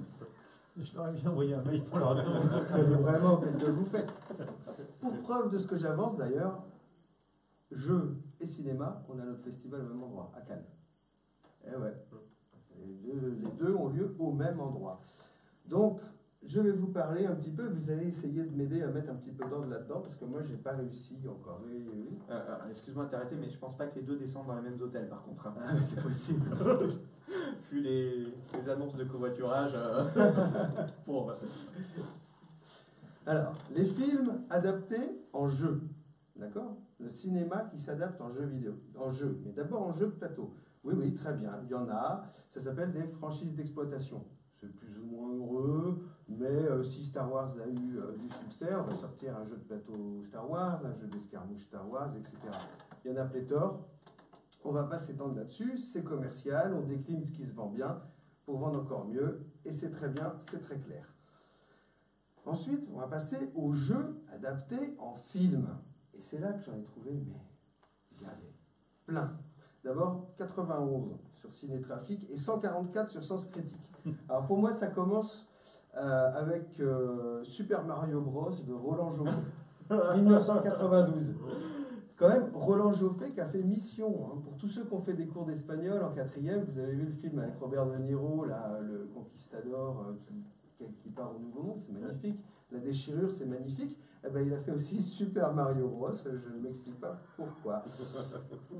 Aujourd'hui, il doit en sortir une dizaine par mois entre Assassin's Creed, Rampage, les 9 Resident Evil, un paquet de Final Fantasy, je crois qu'il y en a 15, 7 Street Fighter, animation inclus, 4 Tekken, et je passe sur Warcraft, Prince of Persia, les Tomb Raider, avec une actrice oscarisée. C'est Alicia Vikander qui va reprendre le rôle de Lara Croft.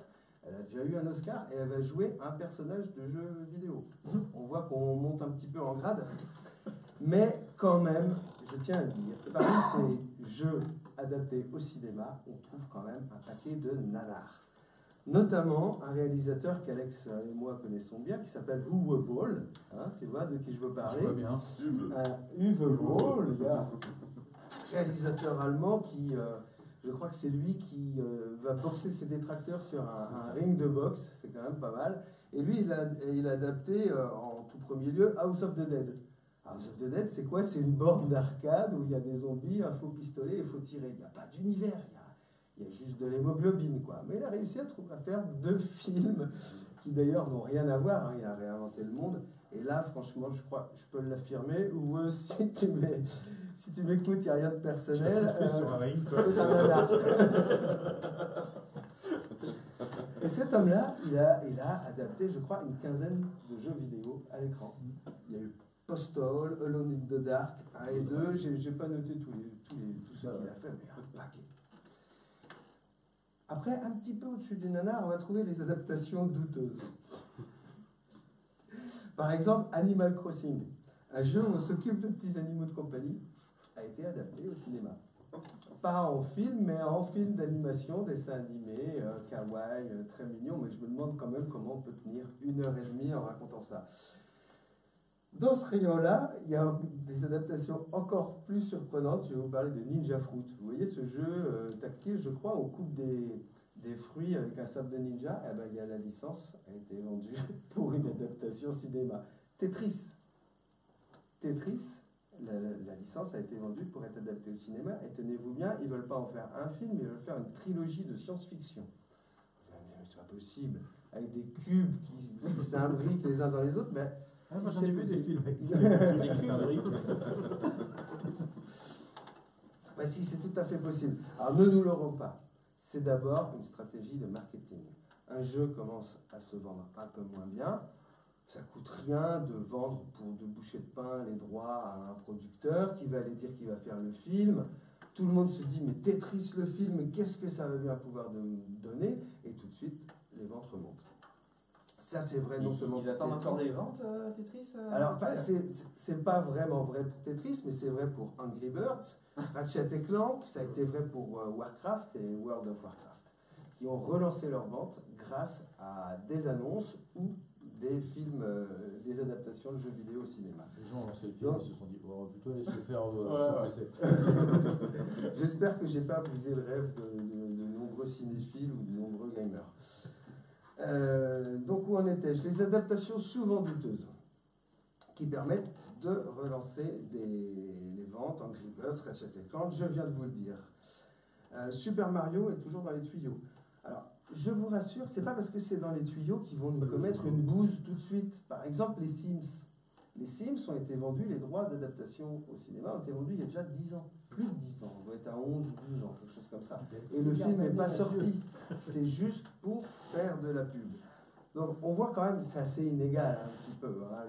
Le cinéma, pour le moment, on dirait qu'il n'y a pas grand-chose à aller prendre du côté des jeux vidéo. Eh bien pourtant si.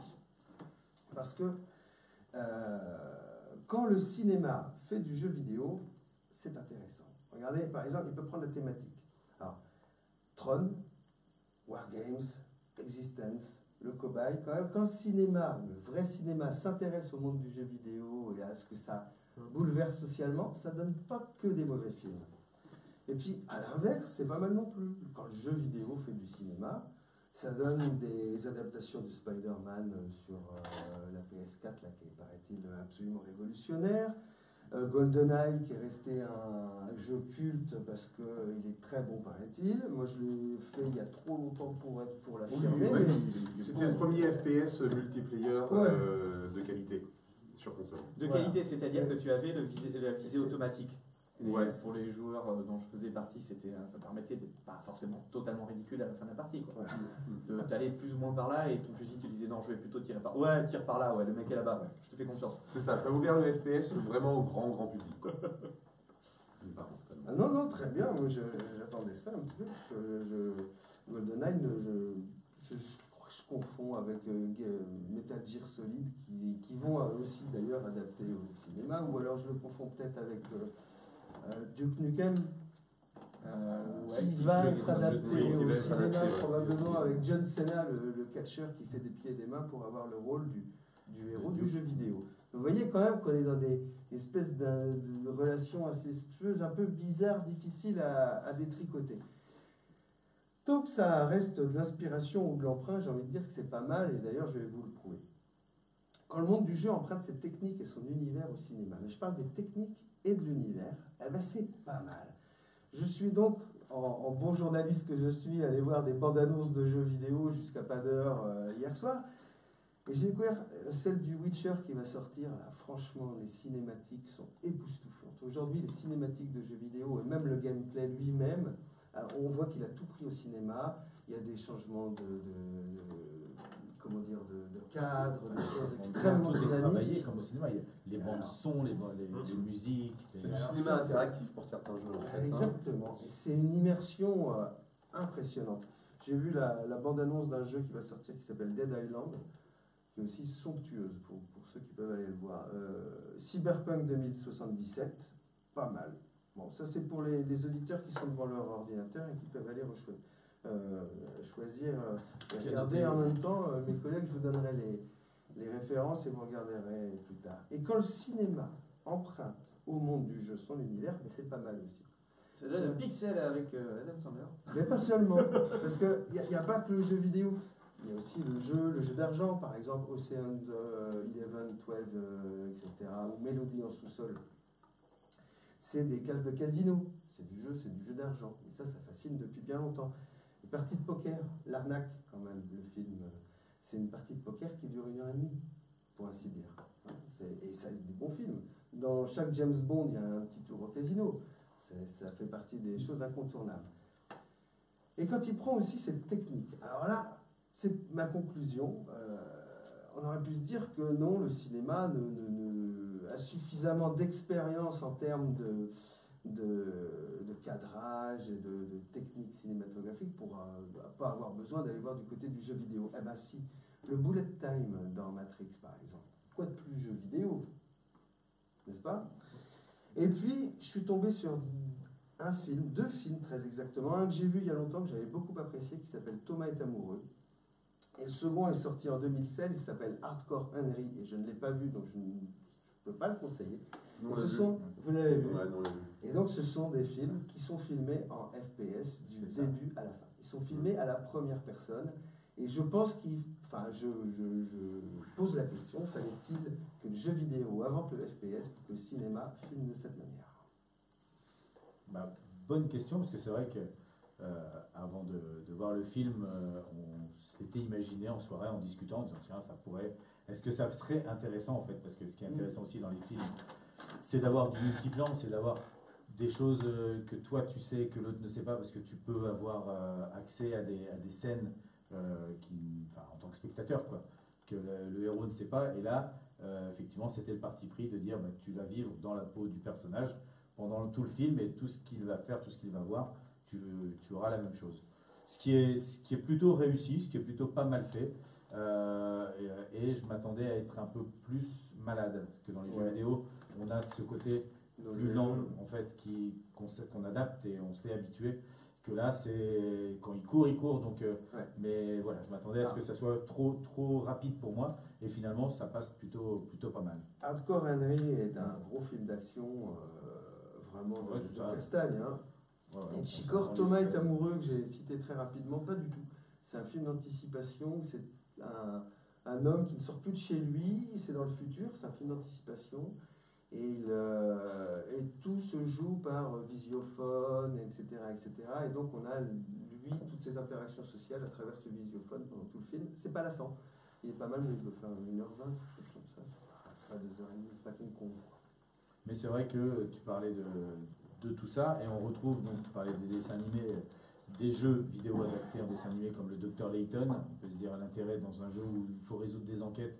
Est-ce qu'on peut retrouver la même chose en juste regardant quelqu'un qui nous dit la solution est là, autant lire un livre. Non, mais après, tu fais un autre détective Conan, c'est un dessin animé sur des enquêtes, quoi, en fait. Ouais, c'est ça. Finalement. C'est juste que tu exploites après Mais c'est la ça, c'est licence. pourquoi tu exploites la aller licence, en fait. jusqu'à la licence en fait. Bah parce que le professeur Mais Layton, parce qu'il y a c'est des gens connu, qui- et ouais, que c'est les ça. gens, du coup, ils vont pouvoir se diriger vers ça plus facilement. Je pense tout simplement, hein, finalement.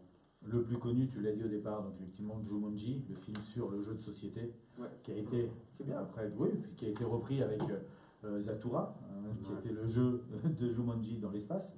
Après, il a été repris avec Maratu, qui était le jeu de Jumanji mais en version allemande. On peut parler de Survival Game aussi, si vous ne l'avez pas vu, qui est le jeu du loup-garou, mais fait en Russie. En fait, c'est un film russe. Anticipation aussi, où tout le monde joue à un jeu de loup-garou, mais en jouant sa propre vie. Donc, Je pour de vrai, quoi. il joue pour de vrai. Ouais. Alors, bon, c'est russe, hein, donc il y a des moyens russes, mais c'est plutôt pas mal. Après, je sais pas si on le met dans les nanars ou dans les un petit peu au-dessus, mais il y a des adaptations de jeux de rôle, comme Donjons et Dragons, Ah, qui c'est ont un été nanar, adaptés au cinéma. Ils en ont fait 3 aussi. Le 1 est un nanar, les deux autres sont des Ah daubes. oui. Sont plus que Ah oui, nanars. ouais, c'est c'est vrai. ça. Voilà, parce que le 1 est un vrai film quand même qui est sorti au cinéma. Donc, Jeremy Irons qui cabotine. Soyez maudits. et un tapis en mousse au chocolat dans lequel il s'enfonce. Et tu parlais de Tetris qui allait être adapté au Je cinéma. pense que c'est une blague en fait. Bah, je ne sais pas, parce que moi j'ai suivi, et a priori dans les tuyaux il y a aussi le Monopoly qui devrait Oui, être adapté en oui, film. oui, c'est sérieux. Donc voilà, je pense que là on peut dire que au Mais niveau qu'on ne scénario, passera peut-être pas au cinéma non plus. sauf si on est 50 à venir te le demander. Oui, voilà. On Parce monte que toute je la pense sauce. que là, on devrait inviter un scénariste un jour pour savoir un petit peu c'est Sonic, quoi le métier de scénariste. Sonic aussi est dans les tuyaux. Une adaptation de Sonic au cinéma. En live action, parce qu'en dessin animé ça s'est vu, mais en live ça serait rigolo. Tu vois, un peu, avec Jim Carrey. Après, on a aussi des, comme tu parlais, c'est les jeux vidéo qui empruntent au cinéma beaucoup. Et là, on en a toute une ribambelle et ça se fait de plus en plus. C'est-à-dire que dans les jeux comme des God of War, où tu vas juste appuyer sur un bouton pour déclencher l'action et puis tu vas avoir une cinématique de 20 secondes et réappuyer au bon moment. Puis voilà, tu as Mortal Kombat qui fait ça, Mortal Kombat 10 ou X qui exploite ça. Et ils utilisent même, tu vas sur YouTube, ils t'ont fait ça en film. Ils ont repris toutes les cinématiques, ils ont coupé et ils font leur film d'animation C'est ce que, du jeu vidéo, quoi. ce que faisait justement Hideo Kojima, tous les jeux de Metal Gear depuis le début, enfin pas les tout premiers au niveau de la qualité graphique, mais où c'est vraiment les cinématiques bout à bout, tu en as pour plusieurs heures d'affilée et tu as un vrai film avec une vraie histoire et qui est joli, quoi, je veux dire, qui est du niveau de la première adaptation de Final Fantasy ou des choses comme ça, ou même plus, enfin qui est très vite, qui a rattrapé quelque chose de visible sur un écran. Dio, s'il faut un film sur Metal Gear, il faut qu'il soit meilleur que les cinématiques. Et là c'est dur. Et un peu moins long, parce que cinématique, déjà, t'en as pour Dans mon grand travail de recherche, là, je suis tombé sur un autre jeu qui est ou va sortir, je sais plus très bien, va sortir, c'est Dying Light 2. Je crois. Ah, le Ça 2, vous ouais. dit quelque chose. Le 1 était sorti. Et là, alors c'est très très cinématographique aussi, c'est un truc de Le zombie. j'allais dire de post-apocalyptique. Ouais, c'est un peu ouais. post-apo avec des zombies. Par contre, ils ont poussé mais l'agentivité au maximum, c'est-à-dire que le joueur, il va vraiment construire le décor. C'est-à-dire que les décisions qu'il va prendre en jeu vont avoir un impact. Il ne va pas jouer dans le même monde en fonction de la première décision qu'il va prendre. Vous voyez ce que je veux dire? Ça va déterminer la Ça création du détermine monde la qu'il va suite rencontrer après. et ça crée une rejouabilité immense dans le jeu vidéo, ce qui manquait un petit peu, ce qu'on a la chance d'avoir dans les jeux de société, parce que c'est vrai que suivant comment les cartes vont être remélangées, comment les dés vont être lancés ou les protagonistes qu'on va incarner, la partie ne sera pas la même, et là on retrouve la même chose, alors qu'avant on avait une forme de linéarité. Est-ce que justement on trouve ça dans le cinéma? Est-ce qu'une licence, on sent qu'elle s'essouffle avec le temps au niveau de la fréquentation, ou même si le film est bon, est-ce que les gens se lassent, ou est-ce que comment ça s'appelle, Fast and Furious, tu peux être sûr que ça va encore marcher, encore et encore, le public se renouvelle, ou en tout cas on demande Demande encore. à Georges Lucas. Non mais voilà, on va dire pas une échelle nationale, mondiale, mais... Après, les numéros sont... Après, sur certaines séries, il y a des fois des numéros 3 qui sont peut-être meilleurs que le 2, et voilà, on peut avoir des surprises. Mais souvent, il faut quand même une idée de scénario qui se renouvelle un peu, quoi. Et c'est pas toujours évident de trouver l'idée, quoi. Mais après, pourquoi pas dans les années futures, je pense à ça, d'avoir un cinéma à scénario multiple. On pourrait y arriver techniquement. C'est-à-dire de donner un boîtier à chaque spectateur en salle en rentrant, sachant que chaque soirée, il y aura un film différent, parce que le choix des gens en salle, à certains moments, va faire influer sur la fin du film. Ils avaient fait ça au Futuroscope, il y a Et on- des années et des années où le film était découpé, il fallait voter, et puis celui qui avait la majorité choisissait Et on alors, pourrait- c'était Et est-ce que pas c'est sur plaisant? l'infinité, hein. Si t'as pas ta bonne décision, ça va être C'est frustrant. jouissif. Mais t'as une part de décision dont est-ce qu'on le J'ai tue pas- le héros ou pas, ou voilà, on fait. J'ai pas regardé encore, mais là, Netflix vient de lancer le Mm. premier épisode, enfin la première série, dont on est le héros. C'est-à-dire où on choisit l'évolution. Alors, on est le héros ou on choisit l'arc narratif? Ouais, pas le héros. Quand je dis le héros, c'est parce qu'on choisit en fait. On choisit on l'arc est narratif, l'acteur, quoi. pardon. On est acteur parce qu'on choisit l'arc narratif. Alors je ne l'ai pas lancé encore, mais les gens qui l'ont vu, on est obligé de parler de petites révolutions, quoi. Qu'on adhère pas, qu'on trouve que les choix ne sont pas justifiés, comme j'ai pu lire, pourquoi à tel moment ou autre. Mais il n'empêche que c'est quand même une première porte ouverte à quelque chose d'autre. Je suis curieux de le découvrir aussi, mais j'ai peur que, j'espère que ça ne fera pas un peu comme l'Odorama, tu vois, par exemple. Ça dépend des films qu'on regarde. C'était quoi? C'était John Waters qui avait fait un film en odorama, non?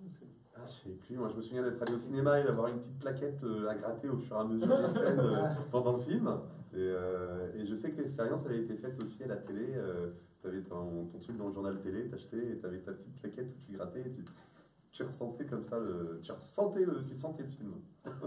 Et la 3D justement, est-ce que c'est encore demandé ou est-ce qu'on attend les gros films tournés en 3D, je dirais vraiment Bah, il y a eu un essoufflement énorme de la 3D dû de la mauvaise qualité des films qui sont sortis Voilà, le problème c'est que souvent les films ont été surexploités et gonflés, c'est-à-dire que les films n'étaient pas créés pour de la 3D, mais ils ont dit ben, si on peut avoir 2 ou 3 euros de plus sur le prix de la place, pourquoi pas le gonfler en 3D? Et les gens ont été déçus parce que les films en fait n'étaient pas qualitatifs. Et donc du coup ben, ça a essoufflé complètement la filière 3D. Et maintenant ben, il faut attendre peut-être encore, ben, là, il y avait eu le film d'Avatar de James Cameron qui avait révolutionné la 3D à l'époque parce que tous les cinémas sont en gros passés au numérique à ce moment-là parce que si on voulait avoir la 3D, il fallait passer au projecteur numérique, donc ça a accéléré le passage de tous les cinémas en numérique. Et peut-être que le prochain Avatar, s'il trouve encore une nouvelle technologie, va peut-être relancer un peu la 3D, mais sous une nouvelle forme, on ne sait pas.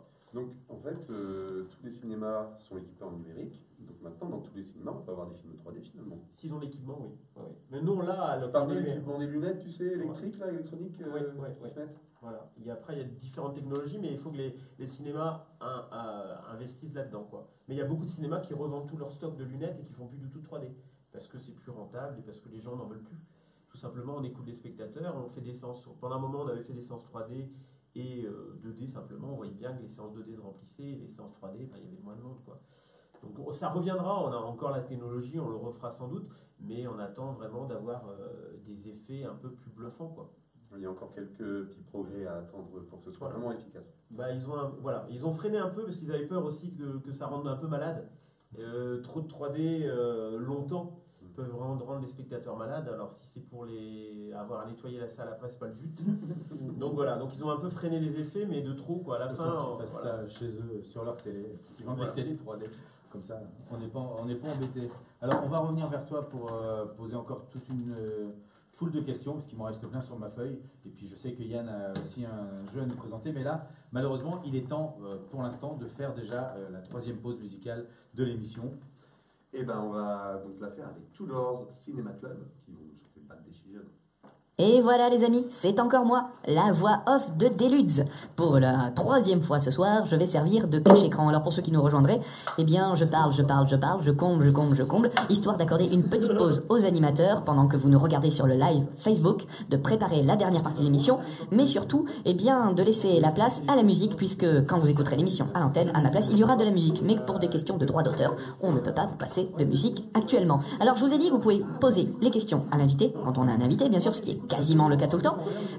Ça c'est pendant la première partie de l'émission. Il y a aussi une petite partie d'interview de temps en temps en fin d'émission, donc n'hésitez pas à continuer à commenter la vidéo Facebook et nous on n'hésitera pas à retransmettre les questions qui nous semblent les plus pertinentes. Non, les plus non plus. Enfin, les messages personnels. Oui, voilà, ouais. Enfin bref, tout ce que vous dites, nous on osera peut-être le répéter à l'antenne. Bref, ça c'était pour la partie interview. Maintenant, pour la partie podcast, vous le savez, vous pouvez retrouver des Ludes et des Plumes sur SoundCloud, sur iTunes et sur Spotify. Vous cherchez des LDP, des Ludes et des Plumes et retrouvez non seulement l'intégrale des émissions, mais en plus chaque rubrique une par une. Et puis si vous voulez tout savoir, tout entendre et tout réécouter, il y a bien sûr le site internet desludes.com. Ça, c'est pas mal de le noter dans un coin, desludes.com. DESLUDS.com ou .fr. Oui, on fait pas les radars, on a les deux. Et puis, si ça vous intéresse, je vous rappelle l'adresse du Facebook, facebook.com/DLDP56. Et si ça vous intéresse aussi, directement, pourquoi pas, nous envoyer un mail à l'adresse contact@desludes.com. Voilà, tout simplement. Vous savez tout. Je crois que les animateurs ont fait largement la pause. Il est temps de repartir pour la dernière partie de l'émission. À bientôt, les amis. C'était Tudors Cinema Club, Bad Decision. Des Ludes et des Plumes, c'est 4 fréquences et 6 stations dans le Grand Ouest. Dans le Finistère sur 100.4, dans le Morbihan, à Lorient sur Radio Goéland et Vannes sur le 102.1, en Vendée sur le 101.4, dans les Deux-Sèvres sur le 90.4 et par internet jusqu'en Essonne sur BLP Radio. T'es sûr qu'en Essonne on est encore dans le Grand Ouest? Oui, bah le Grand Ouest de la banlieue sud parisienne quoi. Ah ok, ça me va comme explication. Toujours dans des Ludes et des Plumes, on attaque cette fois-ci la dernière partie de l'émission avec Yann qui va nous parler de son jeu de voiture. Pour des Ludes, on part à la rencontre de toutes sortes de personnages. Reportage dans les rues de la capitale. Eh oui, tout à fait, je suis actuellement dans la capitale avec Boris, qui peut dévorer tout et n'importe quoi, et surtout n'importe quoi. Vous allez voir, alors Boris, bonjour. Bonjour. Alors Boris, vous mangez, que mangez-vous en ce moment? On dirait une moto-taxi? Oui, je mange moto parisien, ça donne bonne mine. Ah, je comprends. Et là, vous vous attaquez à une rame de RER. Le rame de métro, c'est pour améliorer le transit. Et oui, donc vous voyez, chers auditeurs, Boris peut manger vraiment tout et n'importe quoi. Tiens, il vient d'attraper un Uber, je crois. Oui, je mange aussi beaucoup de voitures de Paris. Ça donne force. Tiens, c'est bizarre. J'aurais dit l'inverse. Pour moi, ce qui donne force, c'est pas les voitures de Paris, c'est les paris de voitures. Hein, Yann? Qu'est-ce que tu en penses?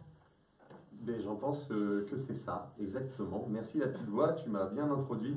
Comme d'habitude, de toute façon. Je sais qu'il y en a certains qui en font des titres de films, mais bon. Donc, Dawnforce, moi je vais vous parler de Dawnforce, qui est un jeu de Wolfgang Kramer.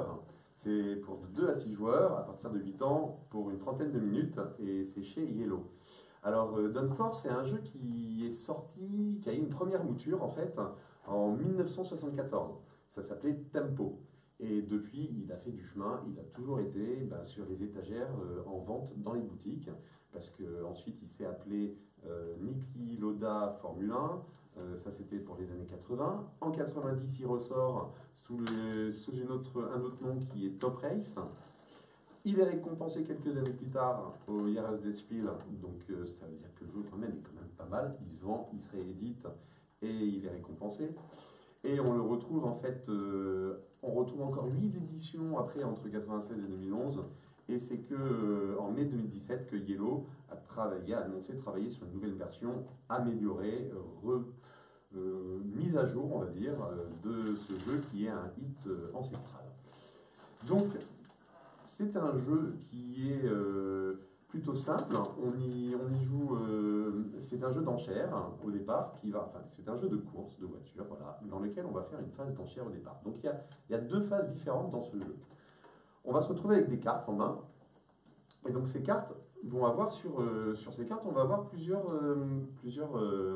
couleurs de voitures avec des chiffres qui vont nous permettre de signifier le nombre de cases, de petites cases que la voiture va pouvoir avancer. Et donc on va avoir au départ une main. Et à partir de ce que l'on va voir dans sa main, on va pouvoir se dire la voiture noire, je pense que je vais pouvoir bien la faire progresser, ou peut-être la rouge.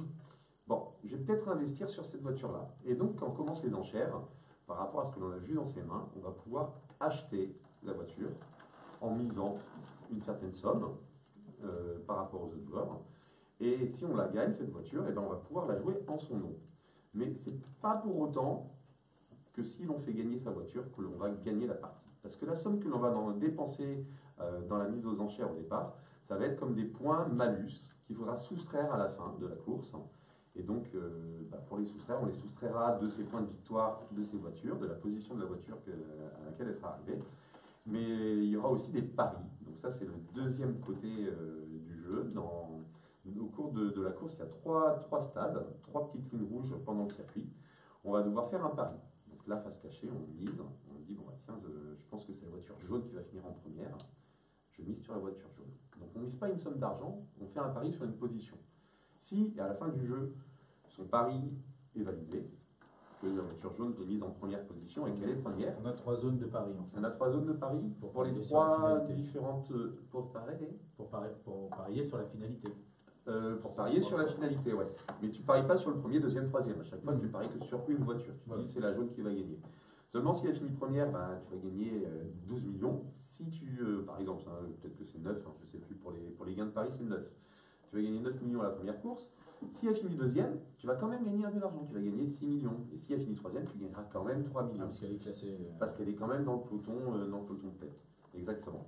Donc, on va jouer de cette manière-là, un petit côté tactique entre je vais enchérir sur la bonne voiture pour l'avoir, et ensuite je vais pouvoir faire des paris à différents moments du jeu pour pouvoir un petit peu réajuster ma position et puis essayer de faire un maximum de points. Donc quand vient son tour de jeu, on joue une carte. Les cartes sont à usage unique, donc on les jouera qu'une seule fois dans la partie. Et donc là, on va faire avancer les voitures sur le circuit. Donc on va les faire avancer dans l'ordre indiqué sur la carte. Si en première, c'est le noir, donc je vais avancer la voiture noire de 6 cases. Si en 2, c'est la orange, ça sera en 2, la voiture orange qui va avancer de 5 cases. Et donc, on va jouer toutes les voitures, même celles de ses adversaires. D'où là, le côté tactique est très fourbe et vraiment très sympa qui va consister finalement à bloquer les voitures de ses adversaires pour que les autres utilisent des cartes et te fassent avancer ta voiture à toi qui a bloqué celle de tes adversaires. Et donc il y a une histoire d'équilibre comme ça où il faut que j'arrive à bloquer la situation pour que les autres soient obligés de me faire avancer, on va dire, gratuitement sur ce coup-là. Parce que tu prends la tête et que tu les empêches de passer. Et je les empêche d'en passer et qu'il y a des passages un petit peu plus étroits et que si tu n'avances pas la voiture qui bloque le chemin, toutes celles qui sont derrière se retrouvent annulées dans leur déplacement. Donc tu peux aussi, par exemple, quand tu as une carte très forte dans ton jeu mais qui appartient à l'adversaire, l'autre il a la rouge, et là il est bloqué, à ce coup-ci, je vais en profiter pour pouvoir épurer ma carte de mon jeu. Lui, son 6 rouge, finalement, son déplacement de 6 cases rouges, il n'aura pas à le faire, c'est chanté. Et moi, mon déplacement de 5 verts, finalement, je vais pouvoir le faire, et puis toi, tu ne vas pas bénéficier de ton bonus. Donc voilà, il y a un petit côté tactique comme ça qui est vraiment plaisant et qui est en fait très facile à prendre en main. Il y a une petite gymnastique entre comprendre qu'au départ, il faut parier sur des voitures pour les acheter, mais finalement, ces voitures, je ne suis pas obligé de parier dessus pendant le jeu parce que peut-être que je suis mal parti et que la voiture de mon adversaire est mieux partie, donc il faut mieux que je vise. C'est pas forcément parce que j'arrive premier que je gagne en fait. Non, non. Oui, Damien. Non, c'est peut-être pas pour tout de suite, mais cette histoire de Paris, est-ce qu'elle revient dans toutes les versions du jeu ou est-ce que tu sais si... N'ayant joué qu'à celle-ci, je ne peux pas te l'affirmer, mais si, enfin, je me suis un peu renseigné quand même, et si, c'est vraiment le principe du jeu. D'accord. C'est pas que de la course, quoi. Non, c'est pas que de la course. Il y a vraiment un côté phase d'enchère au départ, qui a toujours été conservé, course et pari, pour pouvoir finalement miser sur la victoire, pas qu'à travers la victoire de ta voiture. Tu as différentes manières de gagner. Quand tu fais ta phase d'enchère au départ, tu mises pas que sur une voiture, tu mises aussi sur un pouvoir. C'est ça, j'allais y venir. Et merci Alex, parce que c'est exactement le point suivant sur la feuille. Et donc, quand on va acheter au départ du jeu, on va enchérir sur les voitures. Il y a donc la couleur qui est importante par rapport aux cartes que tu as en main, mais il y a aussi le pouvoir.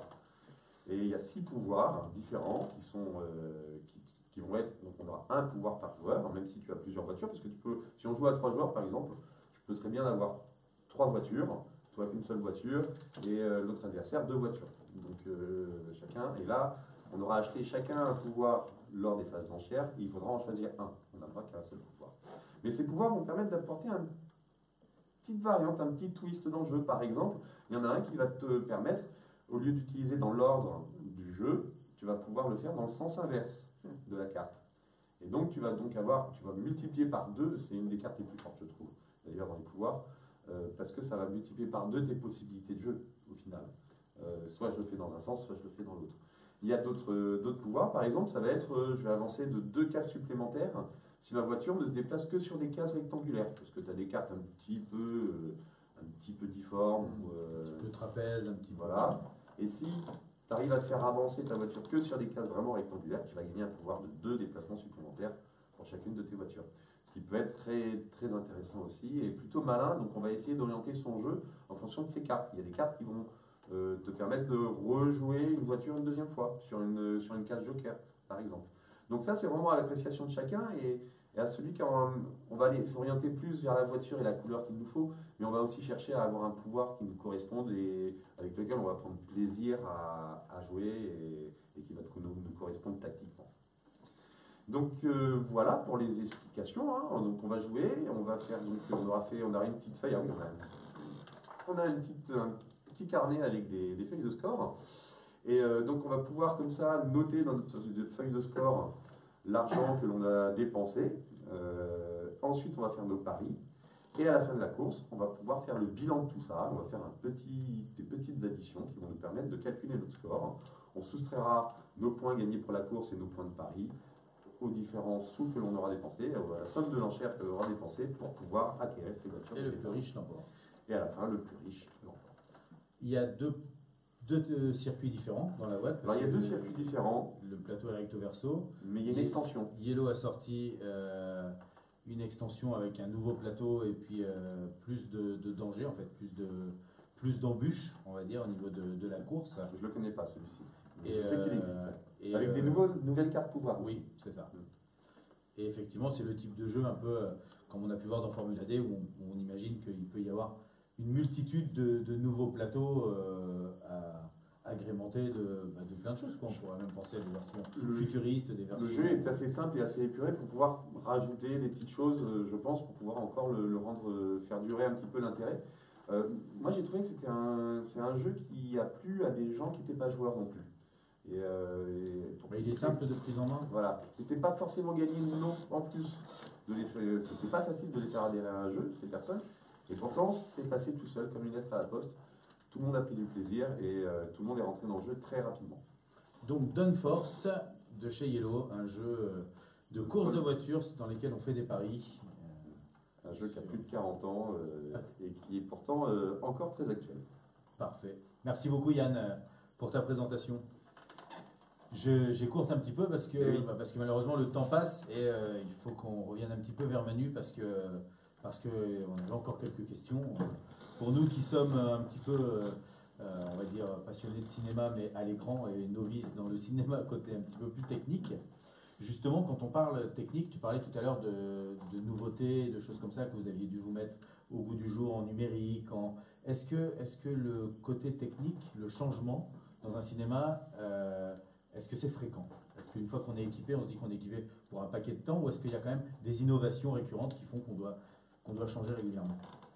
Après, il y a des innovations au niveau de l'image, pas trop. Après, tout dépend. Là, on arrive à une qualité vraiment fiable. On parle de cinéma 2K, 4K. Et suivant la taille de l'écran, il n'y a pas besoin forcément de passer à ça pour avoir une meilleure définition. Là, je trouve que ça évolue pas. Moi, pour le critère en fait d'évolution technique ne doit pas amener une augmentation du prix. C'est-à-dire que je trouve que nous, c'est notre credo. Les prix n'ont pas bougé depuis 9 ans déjà à l'Augminé. Tant qu'on peut le maintenir, on le maintient.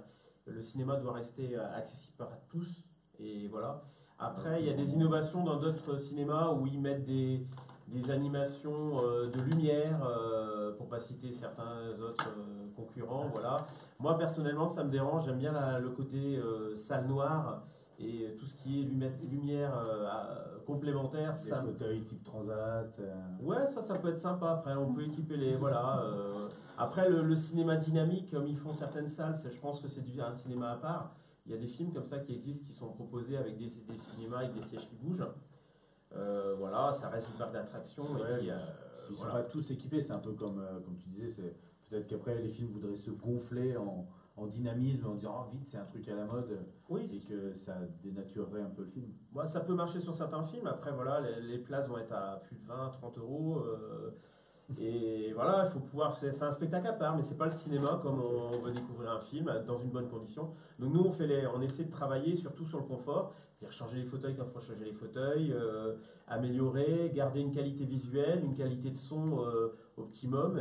Et puis voilà, quand on a ces bases-là, une bonne image et un bon son, on n'a pas besoin de rajouter grand-chose après derrière. Avec un bon fauteuil, on est bien et il n'y a plus qu'à avoir un bon film, tout simplement.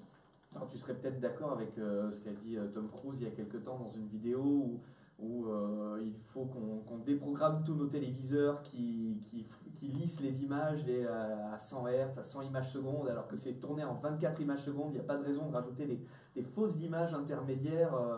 Pour toi, il faut respecter le choix du réalisateur. Voilà, le grain d'image. Enfin, en gros, quand on est bien dans la salle, ça sert à rien de rajouter des artifices, quoi. C'est Tom Cruise qui a dit ça? C'est Tom Cruise et son réalisateur qui est les premiers ont posté ça. Parce que lui, il n'a pas fait de lifting ou des choses comme ça. Non, mais la base, pour moi, la base est là, quoi. C'est une bonne image, un bon son et un bon fauteuil pour être installé. Quand on a ça, après, voilà, et pas trop cher si possible. Genre regarder une VHS en écoutant le son sur un vinyle, sur une chaise en boîte. Ouais. C'est comme ça que c'était prévu. Mais c'est la grande différence entre un film qu'on a pu découvrir chez soi à la télévision ou un film qu'on a vu au cinéma dans une expérience comme ça, quoi. Et puis la télévision, c'est sûr qu'on est toujours perturbé par des choses qui se passent autour. On n'est pas plongé dans l'image. Au cinéma, on est là pour ça et on fait que ça, quoi. On est dans le film, quoi. Voilà. Et comment les annonceurs savent que vous faites une séance, en fait? Une fois qu'ils vous ont donné l'empreinte numérique ou le truc, ils disent il nous faut autant. Mais imaginons, comment ils savent que tu lances un film? Si tu te dis, je fais une soirée pour mes copains, voilà, on est 25, c'est ton anniversaire, pouf, bon film. Non, là après il y a des contrôles, en fait ils viennent nous contrôler, hein. Il y a des spectateurs, faux spectateurs qui viennent de temps en temps dans nos salles contrôler ils viennent compter le nombre de gens qu'il y a dans la salle, ils repartent. Et puis 5 mois après, ils reviennent en disant, vous pouvez nous donner la feuille de caisse de telle séance? Et ils vérifient que ça correspond bien au nombre de gens qui ont compté. Donc voilà, mais bon, on est honnête, il y a eu des cinémas qui ont pu faire de la fraude à un moment donné, à ne pas donner les tickets, garder l'argent pour eux, quoi, voilà. Parce que c'est le principe de la redistribution de l'argent. Donc si, voilà, le but du jeu c'est qu'on récolte, mais on redonne à la chaîne du cinéma. Donc non, là on sait qu'on est contrôlé de toute façon, et il n'y a pas de raison Ils de savent, frauder. avec le numérique, ils savent quand vous lancez une séance. de toute Pas façon, non spécialement, il n'y a pas de trace. Ils nous donnent un temps de semaine, c'est-à-dire que les films sont cryptés, et il y a une clé de décryptage qui nous l'autorise en lecture pour une semaine.